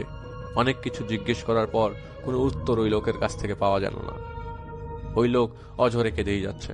তারপর তিনি না পেরে নিজেই সেই ডেড বডির উপর থেকে নর্মাল একটা কাপড় দেওয়া ছিল সেই কাপড়টা সরালেন। এটা যেই লোকটা কাঁদছে সেই লোকটাই শুয়ে আছে। মানে এটা কাকে দেখতেছে তিনি? আল্লাহ কি ওনাকে দেখাচ্ছে নাকি স্বপ্ন? তিনি এক দৌড়ে ওই বাড়ি থেকে বেরিয়ে যান এবং জোরে জোরে নিঃশ্বাস নিতে থাকেন। আশেপাশে কাকে খবর দেবে এরকম কোনো কাউকে খুঁজে পাচ্ছে না। বুঝতে পারছিলেন উনি কি করবেন। কিছুক্ষণ পর সাহস করে, এবং তখন অলরেডি রাত হয়ে গেছে, আশেপাশে শুধু গাছ দেখা যায়, কোনো ঘরবাড়ি দেখা যায় না। একটা দোকান দেখেছিল তিনি, তাও এখান থেকে অনেক দূরে। তিনি অনেক খুঁজলেন এবং একজন মানুষ পেলেন। তিনি একটি মসজিদ দেখিয়ে দিল। ওই মসজিদের একজন হুজুরকে নিয়ে আসলো। হুজুর আসলেন এবং গোসল করালেন লোকটা। এবং ফারুক হোসেন যে লোকটা ঘটনা বলছি, উনি আস্তে আস্তে ভয় করলেন, যেন সাথে একটা লোক ছিল, এখন আর ভয় নাই। তিনি পুরো বিষয়টা হুজুরকে বললেন নাই। আর হুজুররাও অনেক কথা বলে। আশ্চর্যজনক, এই হুজুরটিও কোনো কথা বলছে না, দরকার ছাড়া। তার কাছে অনেক আশ্চর্য লাগতে থাকে। গোসল শেষে লাশের খাটিয়া তুলে কবর দিতে নেওয়া হবে। এমন সময় তিনি দেখলেন দল বেঁধে 70 থেকে 80 জন লোক ওই লাশের খাটিয়ার কাছে দল বেঁধে কোথা থেকে যেন হাজির হয়ে গেল। এত গন্ধ, লাশের ভেতরে এত আতর দেয়া ছিল, কিন্তু এত গন্ধ কিভাবে এলো? ওইসব লোকজনের আলাদা কোনো ধরনটাও না। সবাই মিলে লাশের খাটিয়া ধরে ধরে এগিয়ে যাচ্ছে, কবর দিবে। ওই হুজুর ছিল সবার সামনে। কবর দিবে, হেঁটেই চলেছে। এক পর্যায়ে ফারুক হোসেন টায়ার্ড হয়ে যায়, হাঁপাতে থাকে। আর কাউকে কোনো কথা জিজ্ঞেস করলে কেউই অ্যান্সার দিচ্ছে না। এমন মনে হলো যে যেন দীর্ঘ 5-6 ঘন্টা ধরে এই লাশ নিয়ে তারা হেঁটেই চলেছে। লাশ নিয়ে হাঁটা যেন তাদের শেষ হচ্ছে না। অনেকক্ষণ পরে একটা জায়গায় আসলো। এত রাত, গ্রামটা তাও পুরা চেনা, ওনার কাছে পরিচিত হতে লাগলো। এই জায়গায় তিনি কখনো আসেন নাই, এতদিন ধরে এই জায়গায় তিনি দেখেন নাই, অথচ এই এলাকারই তিনি লোক। তারপরেও কালেমা শাহাদাত যেন সবাই এমন ভয়ে পড়ছে যেন মিছিল হচ্ছে। আকাশ থেকে মেঘের গর্জন। ওনার ভয় এখন আবার শুরু হয়ে গেছে। এরকম তো কখনো তিনি দেখেন নাই, কখনো তিনি এরকম জিনিস ফেস করেন নাই। এবার তার কাছে একজন আসলো এবং বলল, কবর খুঁড়েন। উনি দেখলো কোদাল দিয়ে এক কোপ দিতে মাটি উঠে আসে 10 কোপের উপর। উনি ভয় পেয়ে যাচ্ছে, হাত পা কাঁপছে। তারপরও বুকে ফু দিয়ে তিনি কবর খুললেন এবং কবরটি অন্ধকারেই খোঁড়া হয়ে গেল। ওখানে কোনো আলো ছিল না, কিচ্ছু না। এক পর্যায়ে যারা এসেছিল তাদের সাথে কেউকেই তিনি দেখতে পাচ্ছেন না। উনি তো কবর খুঁড়ছিলেন, খেয়াল করেন নাই। শেষ করার পরে তিনি খেয়াল করলেন, হঠাৎ হঠাৎ মেঘের গর্জনার বিদ্যুতের আলোতে তিনি দেখেন তা অনেকটা শিউরে ওঠার মতো। কুৎসিত কুৎসিত চেহারার মানুষ, সব সাদা শাড়ির মতো পরা অনেক মানুষ ওই কবরের সামনে। কবরটির পাশে লাশের খাটিয়া এবং লাশ। হুজুর যে ছিল উনি বলল, লাশ নিচে নামাও। তিনি যা দেখলেন সেটির পর আর কিছু বাকি থাকলো না, সব ডিসক্রিপশন চেঞ্জ হয়ে যাবে। আবছা আলো তিনি দেখলেন লাশটি নিজে নিজে গড়িয়ে কবরে পড়ে গেল, আর সবাই জোরে জোরে কালেমা শাহাদাত পড়ছে এবং পড়েই চলছে। এরপর বাঁশের পাত ফেললেন, কলা পাতা দিলেন, সবই রেডি ছিল, সব হয়ে গেল, কবর হয়ে গেল। এবং তিনি দেখলেন তিনি আস্তে আস্তে নিস্তেজ হয়ে যাচ্ছে এবং গভীর ঘুমে পড়ে গেলেন। তার ঘুম ভাঙলো এবং সে উঠে দেখলো তিনি বিকালে যেই জায়গায় বসেছিলেন ঠিক সেই জায়গায় ঘুমিয়ে আছেন। তখন সকাল। ঘুম ভাঙার পর তিনি তার ছেলেকে ডেকে বললেন, বাবা তুমি এখানে কেন? আশেপাশে সারাক্ষণ খুঁজলাম, তোমাকে রাতে পাই নাই, ভাবলাম শহরে গেছো কিনা, আর এখানে শুয়ে আসো। তিনি আর কাউকে বিষয়টা শেয়ার করলেন না এবং গত রাতে যে রাস্তা ধরে কাল ওই বাড়িতে গিয়েছিল সেই বাড়ির দিকে ছুটলেন এবং গিয়ে ওই বাড়িটা পেলেন, কিন্তু ওখানে অনেক মানুষ। সবাইকে জিজ্ঞেস করলো, এখানে কেউ মারা গেছে কিনা? সবাই বললো, কই, কেউ তো মারা যায়নি। তখন তিনি বলল, সৈয়দ আশরাফ আলী বাড়ি কোনটা? তখন ওইখানকার মানুষজনটা তাকে আরো ভেতরে একটি গ্রামের ইঙ্গিত দিল। তিনি আর সাহস করলেন না, বাড়ি চলে এলেন। এই ঘটনাটা তার সারা জীবন মনে থাকবে এবং কখনো তিনি ভুলতে পারবেন না। এখন যেটা করব সেটা হচ্ছে সরাসরি চলে যাব আরো একটি ঘটনায়, এবং এই মুহূর্তে আমার সঙ্গে আছেন আপনাদের অত্যন্ত পছন্দের একজন মানুষ, যিনি হচ্ছেন আফনান ভাই। তাকে আমি বলেছিলাম এবং তিনি একটা ঘটনা পাঠিয়েও দিয়েছেন। তার সেই ঘটনাটি আমি এখন আপনাদের জন্য প্লে করছি। আশা করছি আপনাদের সবার ভালো লাগবে। চলুন শুনে আসি আফনান ভাইয়ের ঘটনাটি। প্রিয় লিসেনার্স, এই মুহূর্তে যে স্টোরিটি আমি শেয়ার করব, এই স্টোরিটি পশ্চিমবঙ্গের একটি ঘটনা। আমাদেরই একজন লিসেনার্স এই স্টোরিটি আমাকে দিয়েছেন। উনি রিকোয়েস্ট করেছেন এই স্টোরির জন্য আমার নিজের মুখে আমি পড়ে শোনাই এবং আপলোড করি। তার সাথে আমি নিজে কথা বলেছি, কথা বলে আমি নিশ্চিত হওয়ার চেষ্টা করেছি এই ঘটনা সম্বন্ধে। প্রিয় লিসেনার্স, উনি যেভাবে ঘটনাটি পাঠিয়েছেন আমি চেষ্টা করছি সেভাবেই ঘটনাটি আপনাদের সামনে উপস্থাপন করার জন্য। নমস্কার আফনান ভাই, কেমন আছেন? আশা করি ভালো আছেন। তো আমি আজ আপনাকে যে ঘটনাটা বলতে চাই, এটা আমার এক পিসির সাথে ঘটে গিয়েছে এমন একটি ঘটনা। আমার নাম শান্ত ঘোষ। আমার বাড়ি ভারতের ওয়েস্ট বেঙ্গল রাজ্যের উত্তর 24 পরগনা জেলার বসিরহাট মহকুমার হাসনাবাদ শহরের রাজনগর নামের একটি জায়গায়। ঘটনাটা আমার পাড়ার ঘটনা। ঘটনাটি যার সাথে ঘটেছে তিনি আমার সম্পর্কে পিসি হন, তার নাম রাধা। ঘটনাটি ঘটে 2003 সালে। আগেই আপনাকে বলে রাখি যে রাজনগর গ্রামে আগে অনেক মানুষজন ঘাস কাটা কাজের সঙ্গে যুক্ত ছিল। অর্থাৎ বেশিরভাগ লোকজনের কাজ ছিল ভোরবেলা উঠে নদীর চরে গিয়ে ঘাস কেটে এনে বাজারে বিক্রি করা। এভাবেই অনেক লোকের সংসার চলত। পুরুষ এবং মহিলা উভয় এই কাজটি করত। এভাবেই তাদের দিন চলত। প্রতিদিন তারা ভোরবেলা উঠে একসাথে 9-10 জনের একটি দল একসঙ্গে হয়ে ডিঙি নৌকা করে যেত ঘাস কাটতে। তাদের সকলের মধ্যে এমন একটি বোঝাপড়া ছিল যে সবার আগে যে আসবে সেই সবাইকে এক এক করে ডেকে নিয়ে যেত বাড়ি থেকে। তো যেদিন ঘটনাটি ঘটে সেদিন রাত থেকেই অনেক বৃষ্টি হচ্ছিল। পিসি মনে করেছিল ভোর হয়ে গেছে। উনি ঘড়ির দিকে তাকিয়ে দেখে রাত বাজে 2:30। উনি মনে করলেন আরো তো অনেক দেরি আছে, আর একটু ঘুমিয়ে নেই। তিনি যে কতক্ষণ ঘুমিয়েছে এটি উনি বলতে পারেন না। আর উনি এটাও ভাবেন আজ যেহেতু বৃষ্টি হচ্ছে, আর যেভাবে বৃষ্টি হচ্ছে বৃষ্টি তো মনে হয় থামবে না, এই জন্য আজকে মনে হয় আর কেউ যাবে না। এই ভেবে উনি চিন্তা করেন আমিও আজ যাব না। যার ফলে উনি ঘুমিয়ে পড়েন। উনি কতক্ষণ ঘুমিয়েছেন তা উনি বুঝতে পারেননি, কিন্তু কিছু সময় পরেই একটি ডাক ভেসে আসে, রাধা রাধা। জাস্ট 2 বার ডাকে, 2 বার ডেকে আর কোনো সাউন্ড নেই। পিসির ঘুম ভেঙে যায়। পিসি ভাবলো হয়তো ঘাস কাটতে কেউ এসেছে বা কেউ যাবে ঘাস কাটতে, তাই হয়তো বা ডাকতে এসেছে। পিসি আস্তে আস্তে উঠে দরজা খুলে দেখলো যে তাদেরই পাশের বাড়ির একটি মহিলা ডাকতে এসেছে। উনিও ঘাস কাটেন পিসিদের সঙ্গে। পিসি দেখেন বৃষ্টিও থেমে গেছে। এজন্য উনি বুঝতে পারেন যে নিশ্চয়ই বৃষ্টি যেহেতু থেমে গেছে, এই জন্য ঘাস কাটার জন্য ওনারা চলে এসেছেন। পিসি তার ঘাস কাটার ঝুড়ি এবং একটি কাঁচি নিয়ে বের হয়ে পড়েন। ঝুড়িটি উনি কাঁধের উপর রাখেন আর কাঁচিটি হাতে রাখেন। এভাবে হেঁটে চলছেন। ওই মহিলার সঙ্গে তিনি হাঁটছেন। কিন্তু মজার বিষয় হলো এটাই যে ওই যে মহিলা এসেছিল উনি পিসির সাথে সাথে না গিয়ে অনেক আগে আগে চলে যাচ্ছে। তাকে কিছু জিজ্ঞেস করলে উনি গম্ভীর মেজাজ নিয়ে হু হা এরকম উত্তর করছে, লম্বা কোনো কথা বলছেন না। পিসি অনেক কিছুই বলছে, কিন্তু তার কোনো উত্তর না দিয়ে আগে আগে হেঁটে যাচ্ছে। পিসি বেশ বিরক্ত হন। পিসির একটু ভয় ভয় করতে থাকে, কিন্তু পিসি ভাবছে যে একটু পরেই তো সকাল হয়ে যাবে। কিন্তু পিসি তখনও বুঝতে পারেনি যে তখন রাত প্রায় 3টা বাজে। পিসি সবকিছু স্বাভাবিকভাবেই নিচ্ছিল।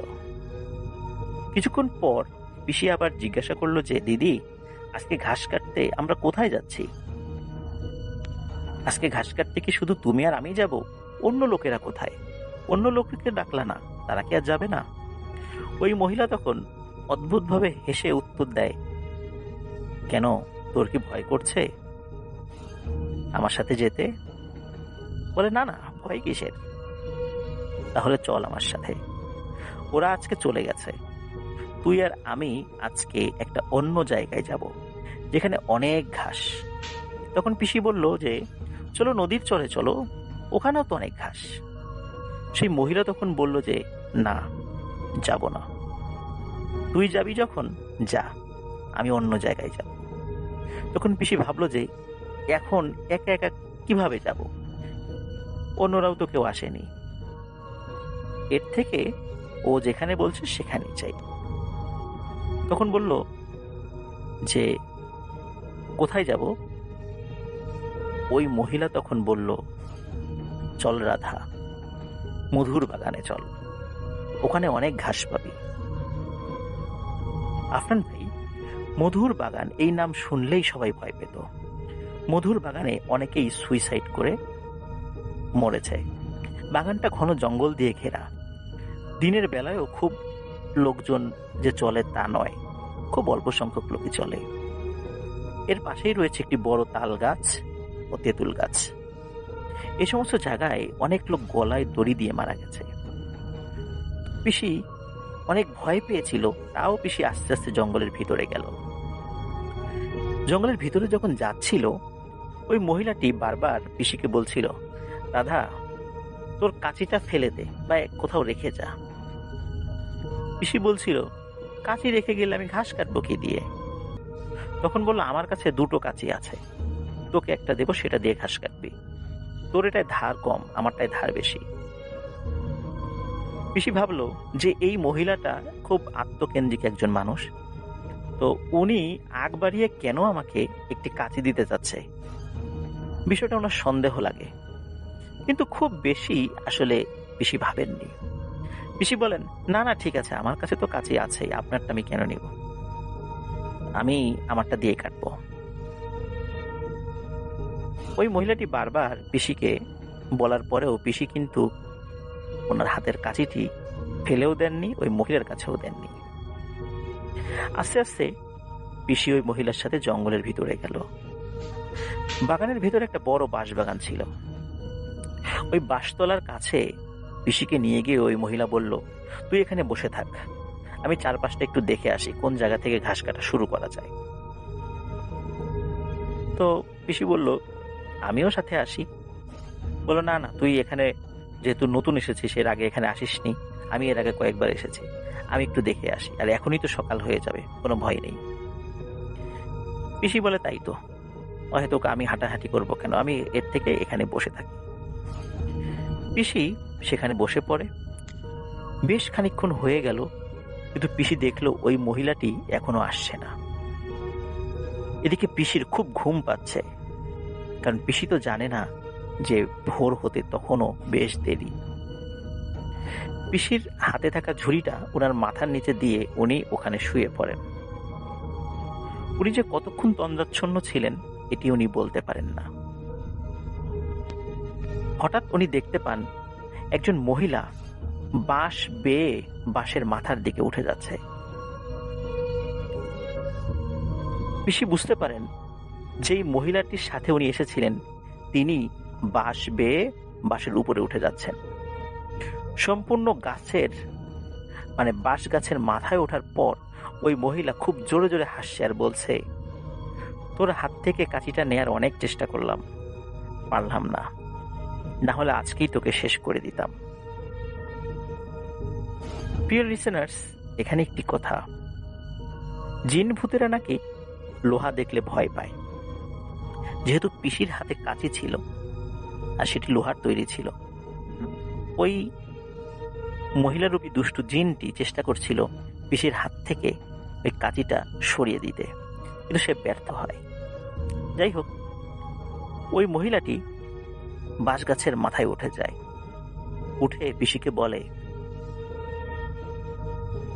তুই ভেবেছিলি আমি তোর পাশের বাড়ির মহিলা? না, আমি তা না, তুই আমার আসল চেহারা দেখবি। এই বলে ওই মহিলাটি তার বিকট চেহারা প্রকাশ করে পিসির সামনে। পিসি নিচ থেকে বাঁশের আগায় থাকা ওই মহিলাটির ভয়ানক চেহারা দেখে প্রচন্ড জোরে এক চিৎকার করে ওঠে। ওদিকে পিসিরা যখন ঘাস কাটতে যেত তখন তারা ওই পথ দিয়ে যেত যেটা জল পথে, নৌকা দিয়ে, কিন্তু মধুর বাগানটা ছিল কিন্তু নদীর ধারে, স্থল পথে। এখন কোনো কারণে পিসির সাথে অন্য সময় যারা যেত ওনারাও কিন্তু ঘাস কাটতে বেরিয়েছিলেন। তারা যখন যাচ্ছিলেন দূর থেকে পিসির চিৎকার শোনে তারা। কেউ কেউ বলে, আরে এটা রাধার গলার শব্দ না? তো আজকে তো ও আসেনি আমাদের সাথে, ওকে তো বাড়িতে গিয়ে ডাকাডাকি করলাম, কোনো শব্দও পেলাম না, কিন্তু ওর গলার শব্দ ওই মধুর বাগান থেকে কেন আসছে? চল তো গিয়ে দেখি। কেউ কেউ বলে, আরে না, ওই বাগানটা অনেক ভয়ানক, ওখানে যাওয়া যাবে না, কোনো অশরীরী হয়তো রাধার স্বর নকল করে আমাদেরকে ঢাকছে বিপদে ফেলার জন্য, ওখানে যাওয়া ঠিক হবে না। কিন্তু সাথে অন্যরা বলে, আরে যদি কেউ আমাদেরকে ধোঁকা দেওয়ার চেষ্টাই করে তাহলে একসাথে আমরা 7-8 জন কেন সেই শব্দ শুনবো? সবাই যেহেতু একসাথেই শুনেছি ওটা রাধার গলাই হবে, চল যাই।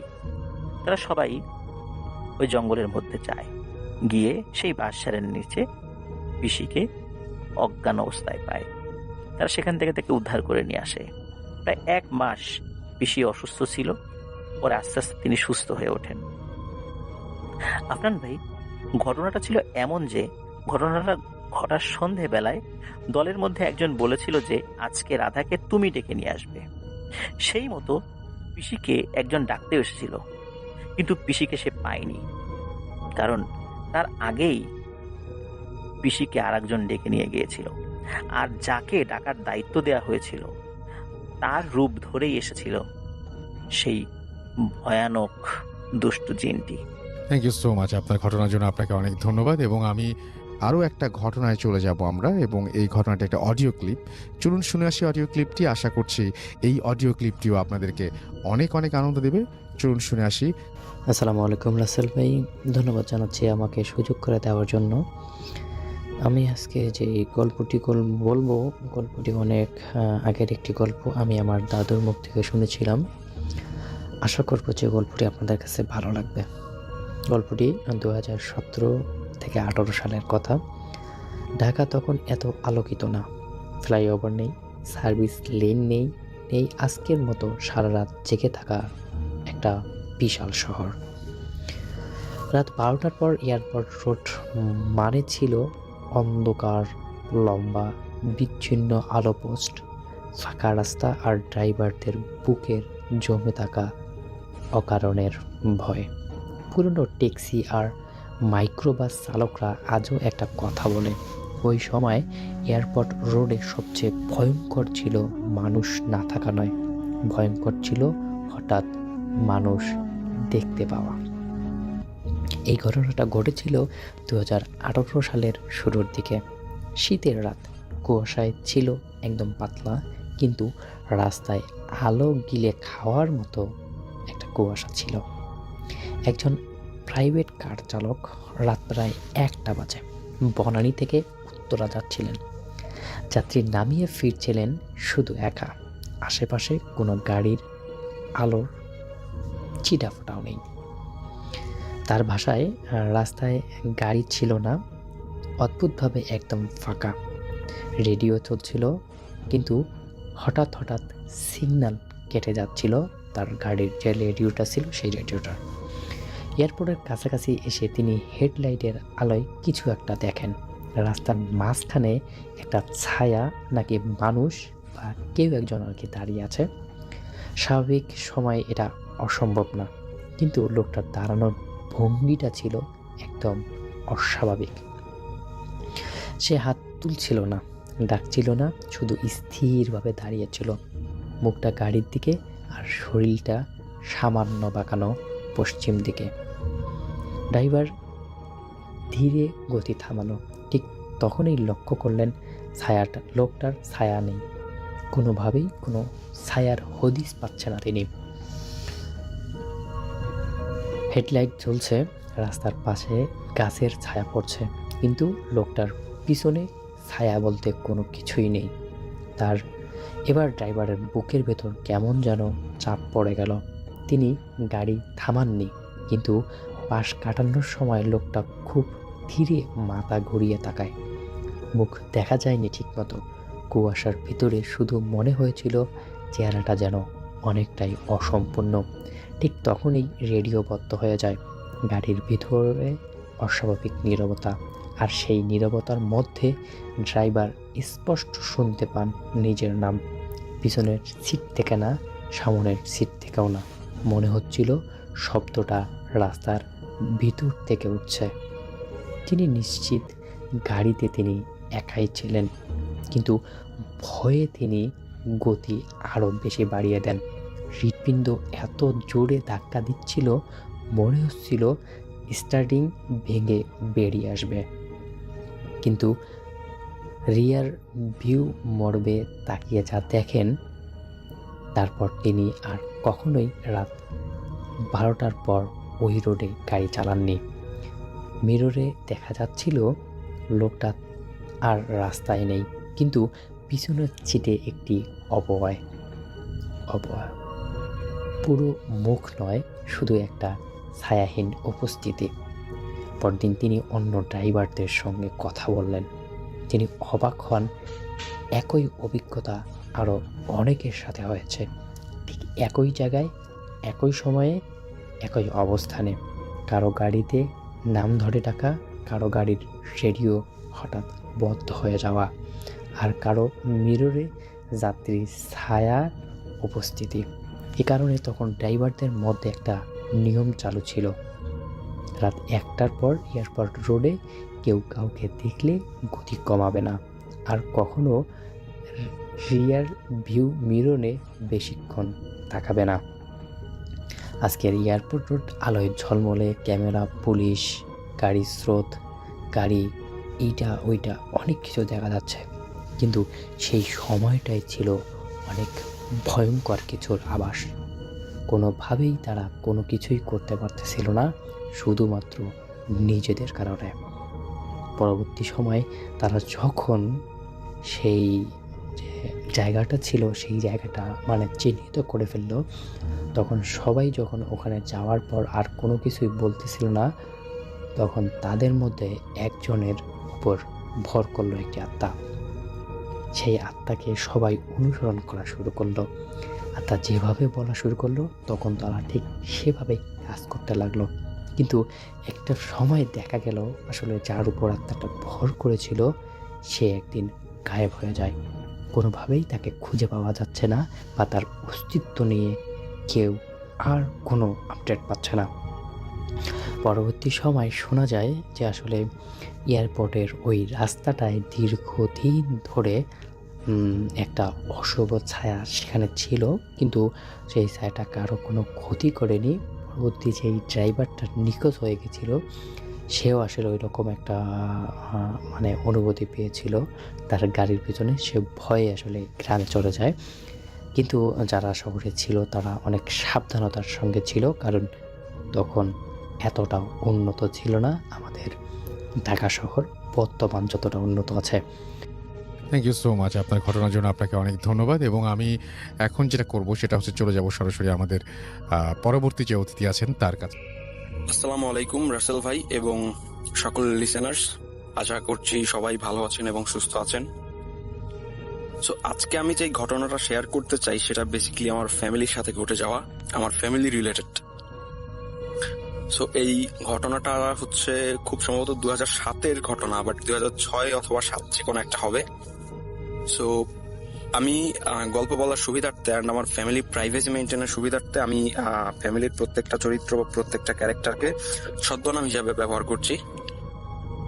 তো 2007 সালের দিকের ঘটনা, যখন আমার ভাবি, আগে একটু ফ্যামিলির বিষয়টা বলি। ফ্যামিলিতে আমি, বাবা, মা, বড় ভাইয়ের ওয়াইফ, এই 5 জন ছিলাম বেসিক্যালি।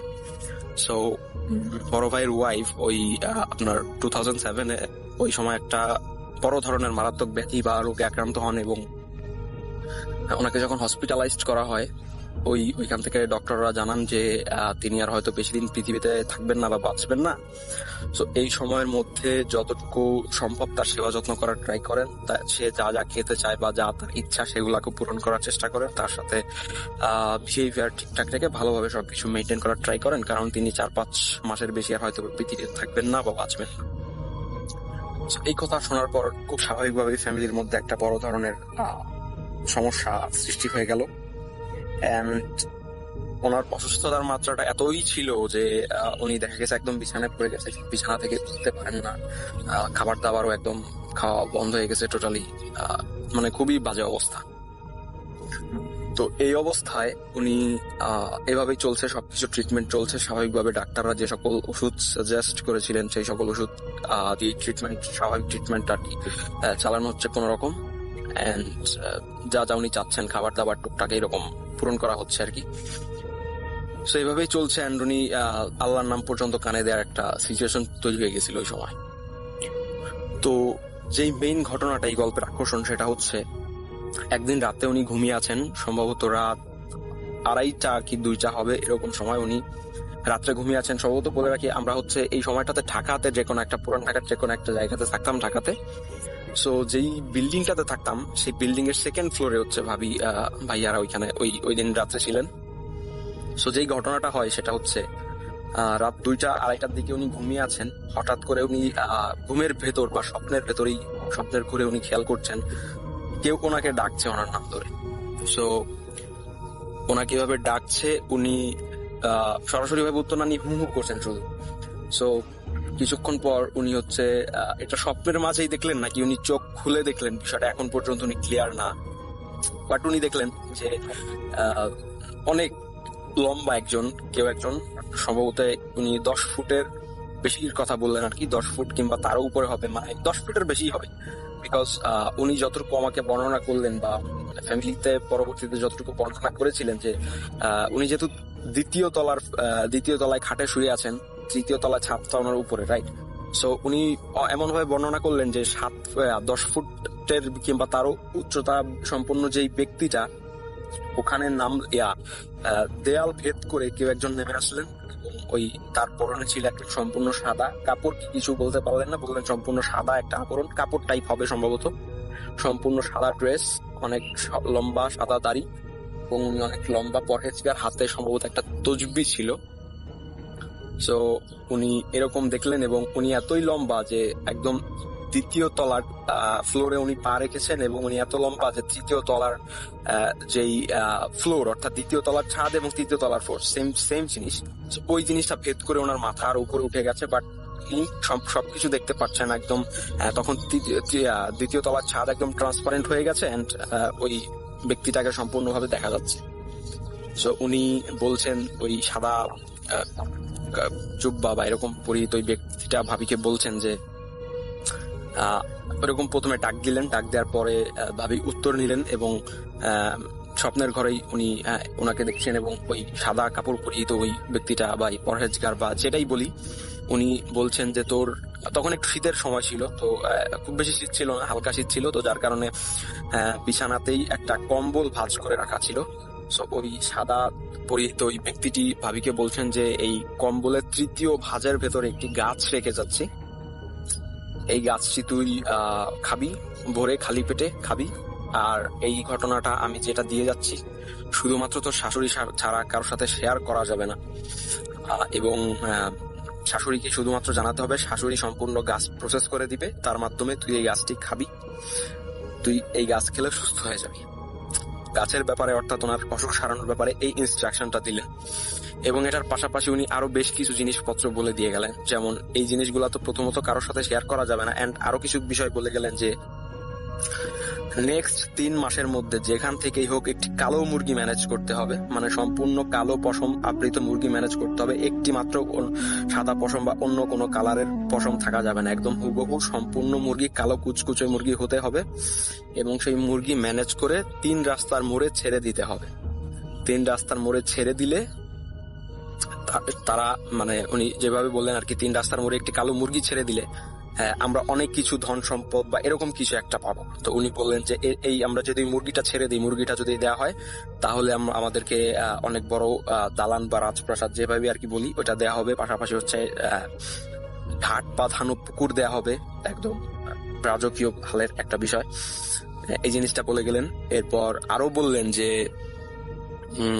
মার্কেটে যাব আমরা, মার্কেটে ফুল ফ্যামিলি বা আমরা মার্কেটে যাব, মার্কেটে গিয়ে যেই জিনিসটা পছন্দ হবে, যত টাকাই হোক, লাখ টাকার দামের ড্রেস হলেও কিংবা অন্য যেই বিষয় আমরা পছন্দ করবো, জাস্ট ওই জিনিসটা মার্কেটে গিয়ে দামাদামি করে আমাদের ভ্যানিটি ব্যাগ বা মানি ব্যাগে যদি হাত দিই সাথে সাথে আমরা টাকা পেয়ে যাব। টাকা যদি আমরা মানি ব্যাগ খালি হাতেও নিয়ে যাই, মার্কেটে গেলে আমরা কোনো জিনিস দামাদামি করার আগে চেক করা যাবে না যে মানি ব্যাগের টাকা আছে কি নাই, এটা চেক করা যাবে না। জাস্ট মার্কেটে গিয়ে যে কোনো জিনিসপত্র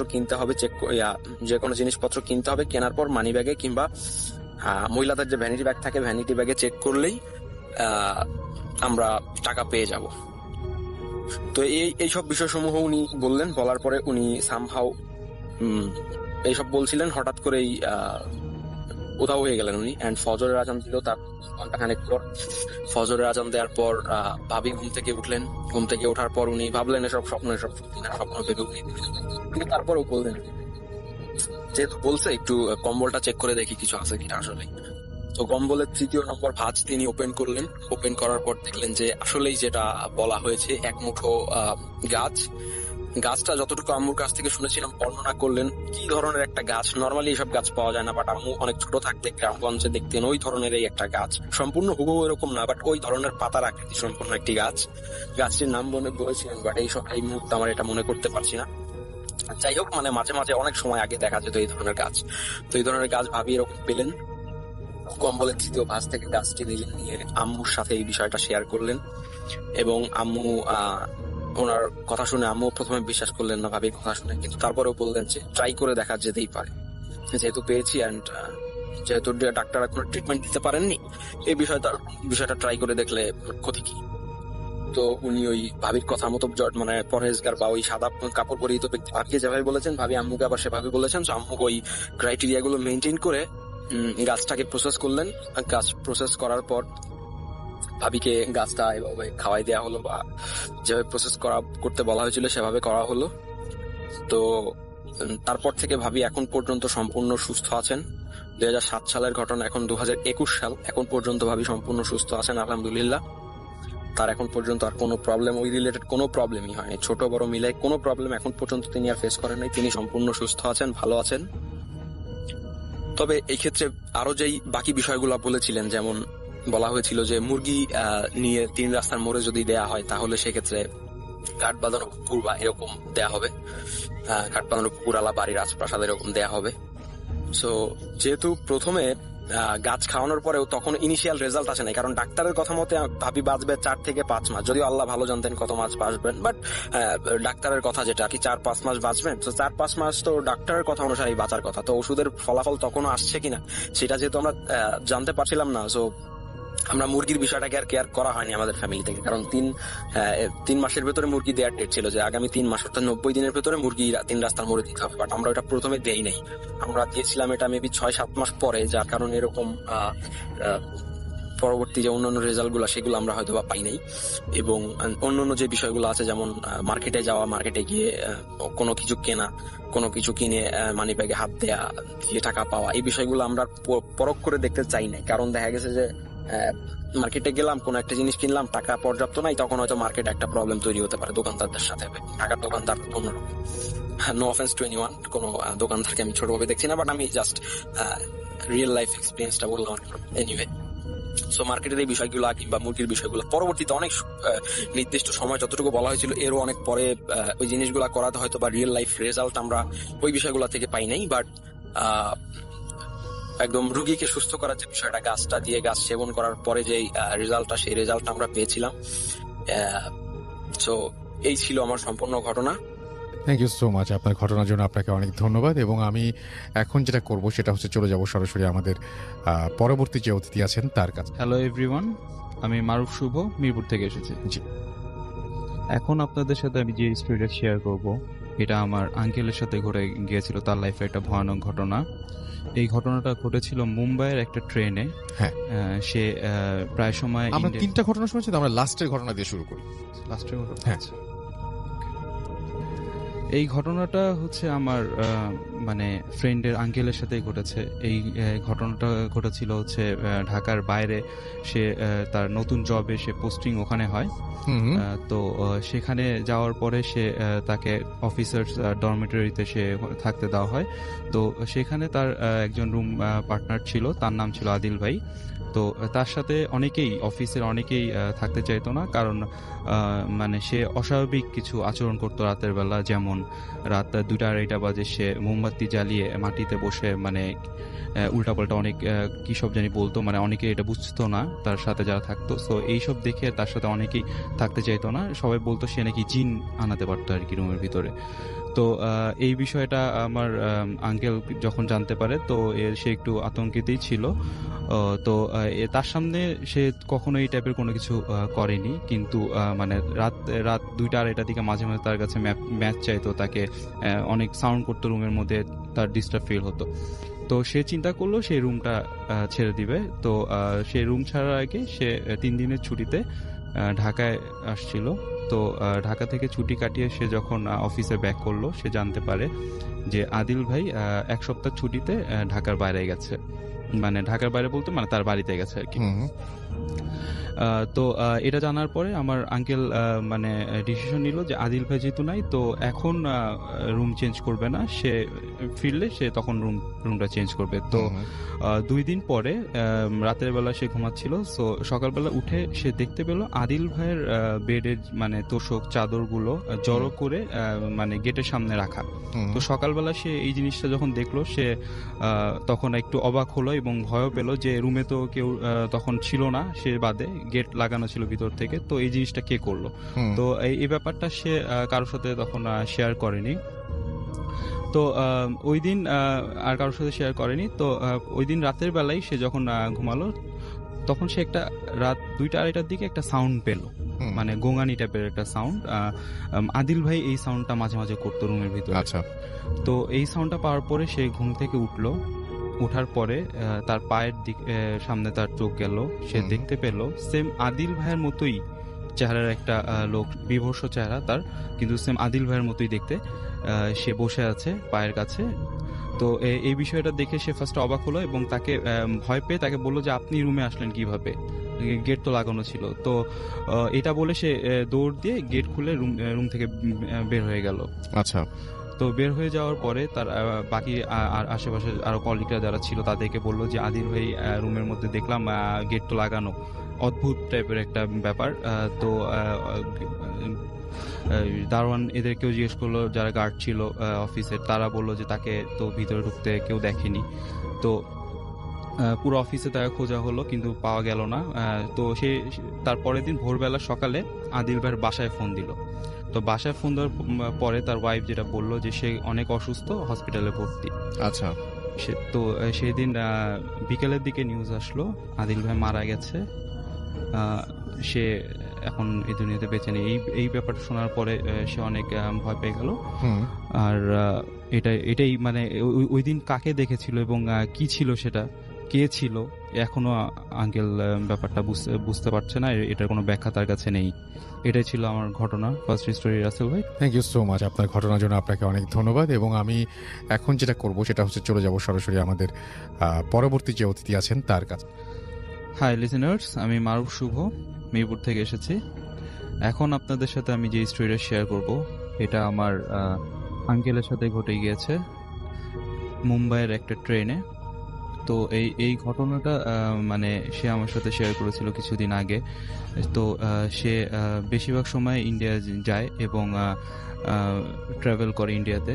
তো একদিন সে মুম্বাই থেকে কলকাতায় আসছিল ট্রেনে। তো সে ছিল এবং তার সাথে আরও দুইজন ছিল, তারা ইন্ডিয়ান ছিল। তো তারা একটা কম্পার্টমেন্ট নেয়। তো সেখানে নিচের দুইটা বেডে সেই দুইজন ইন্ডিয়ান ছিল, আর উপরের যে বেডটা সেটার মধ্যে আমার আঙ্কেল ছিল। তার অপোজিটে যে বেডটা ছিল সেখানে সে কেউ ছিল না, ওটা খালি ছিল। তো সে রাতের বেলা তার ঘুম আসছিল না। তখন রাত প্রায় 2:30 হবে। তো সে ঘুমাতে চেষ্টা করছিল। তো কিছুক্ষণ পরে তার ঘুম চলে আসে, তো সে ঘুমিয়ে যায়। তো একটা সাউন্ডে তার ঘুমটা ভেঙে যায়। সাউন্ডটা এমন ছিল যে লোহার সাথে বাড়ি খেয়ে যেমন একটা সাউন্ড হবে, ওই টাইপের একটা সাউন্ড। তো এই সাউন্ড পাওয়ার পর তার ঘুম ভেঙে যায় এবং ঘুম থেকে উঠে সে দেখে মানে তার অপোজিটে যে বেডটা, সেই বেডের মধ্যে একটা বাউনা টাইপের লোক বসে আছে, তার দিকে রাগান্বিত দৃষ্টিতে তাকিয়ে আছে। তো এই বিষয়টা দেখার পরে সে ফার্স্টে বুঝতে পারছিল না যে জিনিসটা কি। তো এটা মানে তখন সে উঠে বসে যায়। উঠে যখন সে বসে, তো সেই জিনিসটা জাম্প করে ফ্লোরে লাফ দিয়ে গেট দিয়ে বের হয়ে যায়। তো সেই ব্যাপারটা দেখার পরে সে অনেক ভয় পেয়ে যায়, কিন্তু তখন সে চিৎকারও করেনি, কাউকে কিছু বলেও নি। সে নেমে গেট খুলে চারপাশে দেখে যে বাইরে কিছু সে আছে নাকি। সে দেখে পুরো বাইরে মানে অন্ধকার, কিছুই নেই, সবাই তাদের গেট লাগানো। তো সে রুমের কম্পার্টমেন্টের দরজাটা লাগিয়ে সে আবার বসে থাকে এর মধ্যে। তো কিছুক্ষণ পরে সে ওয়াশরুমে যাওয়ার জন্য বের হয়। সে যখন ওয়াশরুমে যায়, ওয়াশরুম থেকে বের হওয়ার পরে সে দেখে সেম ওই জিনিসটাই তাদের রুমের ভিতরে ঢুকছে। তো এই জিনিসটা দেখার পরে সে ভয় পাচ্ছিল যে সে রুমে যাবে কি যাবে না। তার কাছে মোবাইলও ছিল না যে সে তাদের ওই ইন্ডিয়ান যেই লোক দুইজন ছিল তার সাথে তাদেরকে কল দিবে। তো সে ভয়ে রুমের গেটের সামনে গেল এবং রুমের গেটটা খুলে যখন ভিতরে ঢুকলো, দেখলো যে ভিতরে কিছুই নেই। তখন সে সেই ইন্ডিয়ান দুজনকে ডাক দিল আর বললো যে তোমরা কি কোনো সাউন্ড পেয়েছো বা রুমে কি কিছু ছিল নাকি। পরে তারা বললো যে না, আমরা রুমে তো কিছু, হিন্দিতে বলছিল তারা যে রুমে তো কিছুই ছিল না বা আমরা কোনো সাউন্ডও পাইনি এখান থেকে কোনো আমরা তো ঘুমাচ্ছি। পরে এই পুরো বিষয়টা ওই দুজনের সাথে সে শেয়ার করলো। শেয়ার করার পরে একজন বলল যে এরকম আপনি তো প্রথমবার মুম্বাই ট্রেনে ট্রাভেল করতেছেন, মুম্বাই ট্রেনে এই টাইপের বা ছোটোখাটো অনেক কিছুই হয়। পরে সেই লোকটা উপরে বললো যে আপনি আমার বেডে ঘুমান, আমি উপরে ঘুমাচ্ছি। তো এই বিষয়টা তার মাথায় ছিল, কোনোভাবেই মাথা থেকে যাচ্ছিল না। তো সে যখন কলকাতায় ব্যাক করে রাসেল ভাই, তখন হোটেলের মধ্যে মানে সে তারপরে ব্যাপারগুলো হচ্ছিল তার, মানে সে এই জিনিসটাকে স্বপ্নে দেখা শুরু করলো। তো সে কলকাতায় যে হোটেলে ছিল সে হোটেলে সে ঘুমাচ্ছিল, সে দেখতে পেল যে ওই জিনিসটাই মানে সে ঘুমের মধ্যে দেখছে যে ওই জিনিসটা ওই হোটেল রুমের মধ্যে মানে একটা জায়গায় বসে আছে বা যে জানলা দিয়ে বের হয়ে যাচ্ছে, এই টাইপের দৃশ্য সে দেখা শুরু করলো। সে বুঝলো যে এই ব্যাপারটা আসলে অনেক খারাপ দিকে যাচ্ছে। তো সে বাংলাদেশে ব্যাক করে। বাংলাদেশে এসে তার এলাকার একজন হুজুরের সাথে সেই ব্যাপারটা শেয়ার করলো যে তার সাথে এরকম মুম্বাইয়ের ট্রেনে এই টাইপের একটা ঘটনা ঘটেছে, এবং তারপর থেকে সে স্বপ্নে ওই জিনিসটাকে দেখা শুরু করলো। তারপর হুজুর তাকে কিছু দোয়া পড়ে শুতে বললো। তারপর থেকে রাসেল ভাই ওই জিনিসটাকে সে কোনোদিন দেখেওনি এবং তাকে অনুভবও কোনোদিন করেনি। এই ছিল আমার স্টোরি রাসেল ভাই। থ্যাংক ইউ সো মাচ আপনার ঘটনার জন্য, আপনাকে অনেক ধন্যবাদ। এবং আমি এখন যেটা করব সেটা হচ্ছে চলে যাব সরাসরি আমাদের পরবর্তী যে অতিথি আছেন তার কাছে। আসসালামু আলাইকুম ওয়া রাহমাতুল্লাহ। রাসেল ভাই, আমি হাবিব নারায়ণগঞ্জ বন্দর থেকে বলছি। রাসেল ভাই, আমি ভূত এফএমের প্রায় দীর্ঘদিন যাবৎ ভূত এফএম শুনতেছিলাম। তো ভূত এফএমটা যখন বন্ধ হয়ে যায় তখন মানসিকভাবে একটা কষ্ট পাচ্ছিলাম। অল্টারনেটিভ আসলে কিছু খুঁজছিলাম, যেহেতু দীর্ঘদিনের একটা অভ্যাস। তো ভূত.com-টা চালু হওয়ার পর আসলে খুবই মানসিকভাবে একটা প্রশান্তি লাভ করি যে প্রতি শুক্রবার দিন যে বিনোদন বা ভয়ের যে ব্যাপারগুলা সেটা আবার ফিরে এসেছে ভূত.com-এর মাধ্যমে। তো রাসেল ভাই, দীর্ঘদিন যাবৎ ভূত এফএম বা ভূত.com শুনলেও কখনো আসলে ওইভাবে কোনো ঘটনা শেয়ার করা হয়নি। তো ছোটবেলা থেকে যেহেতু অতি প্রাকৃতিক বিষয়গুলোর সাথে একটা সম্পর্ক বলা যায়, আগ্রহ বলা যায় থাকার কারণে তো জীবনের এই সময় পর্যন্ত ঘটে গিয়েছে অনেক ঘটনা পরিবার, পরিজন, পরিচিত জনের সাথে, এবং এই ধরনের ঘটনা শোনা, কালেক্ট করা এগুলিও ছিল এক ধরনের আগ্রহের বিষয়ের মধ্যে। তো বহু ঘটনা থাকা সত্ত্বেও ঘটনা একবার হয়তো পাঠিয়েছিলাম, কোনো কারণে হয়তো সেটা সিলেক্ট হয়নি। আরেকবার আপনার এক রিলেটিভের কাছ থেকে আপনার নাম্বার নেওয়ার চেষ্টা করেছিলাম, সেটাও হয়তো কোনো কারণে নেওয়া হয়নি। তো যাই হোক, সেদিকে কথা লম্বা না করে আমি বলা যায় এক ধরনের নিজের চোখে দেখা একটি ঘটনা আজকে আপনাদের সাথে শেয়ার করতে যাচ্ছি। ঘটনাটা আজ থেকে প্রায় 8-9 বছর আগের কথা। আমাদের বন্দরের চৌধুরী বাড়ি একটা এলাকা আছে, সেখানে কাজীবাড়ি পাশেই কাজীবাড়ি একটা স্কুল, মসজিদ এবং একটা পুকুর আছে। তো আমার ছোট ফুপির বাসা সেখানে হওয়ায় আমরা মাঝে মধ্যে গেলে, আমার এক ফুফাতো ভাই আছে, আমরা একসাথে ওইখানে বসতাম, গল্প করতাম, এটা আমাদের অভ্যাস ছিল। তো একদিন রাত খুব বেশি নয়, প্রায় 9টা কি 9:30টার দিকে আমরা ওইখানে একটা মসজিদ আছে, মসজিদের ঠিক দক্ষিণ যে পাশটা সেখানে একটা ফুলের বাগান, সেই এলাকাটাতে ফুলের চাষ হয় প্রচুর। তো ফুলের বাগান আছে, ফুলের বাগানের ঠিক পরেই বিশাল এক বিল পার হয়ে অনেক দূরে মোটামুটি অন্য একটা এলাকা। তো সেখানে বিলে নামার জন্য যে রাস্তা, ওই ফুলের বাগান পেরিয়ে সেই জায়গাটা আসলে মানে অত একটা মানে ভালো পরিবেশ না, মানে অনেকটা এরকম যে এক পাশে একটা চালতা গাছ বলা হয় আমাদের এখানে, চালতা গাছ, আর একটা পাশে হচ্ছে রাস্তার আরেক পাশে হচ্ছে পরিত্যক্ত একটা বাথরুম, সাথে একটা পরিত্যক্ত পুকুর। তো সাধারণত ওই জায়গাটার মধ্যে মানুষের যাতায়াতটা খুবই কম থাকে। তো আমরা ওই দিকটায় বসেছিলাম, আমি এবং আমার ফুফাতো ভাই। তো এই সময় দেখলাম একটা লোক আসলো। লোকটা অত লম্বা না, খাটো করে মধ্যবয়সী একটা লোক। তো সে মানে বলতে গেলে এক ধরনের ভীত সন্ত্রস্ত অবস্থা এবং মানে একটা উদ্ভট পরিস্থিতির মধ্যে সে আমাদের কাছে সাহায্য চাইলো, যে মানে কোনো একটা কিছু তাকে আক্রমণ করেছে এরকম একটা বিষয়। তখন আমরা যখন মোবাইলের লাইট অন করলাম, অন করে দেখলাম যে লোকটার শরীরের মধ্যে প্রায় বলতে গেলে কাঁধের দিক থেকে হাতের কবজি পর্যন্ত এবং বুকের দিকের এই অংশগুলোতে প্রায় বলতে গেলে মানে খুবই এক ধরনের হিংস্র কোনো প্রাণী যদি খামচে দেয় ওই ধরনের অবস্থা। লোকটার শরীর দিয়ে অনেকটা বলতে গেলে রক্ত পড়ছিল। তখন আমরা তাকে জিজ্ঞেস করলাম যে কি ব্যাপার ভাই, কি হয়েছে, আপনি কোথা থেকে আসলেন, আর এই অবস্থা কেন আপনার?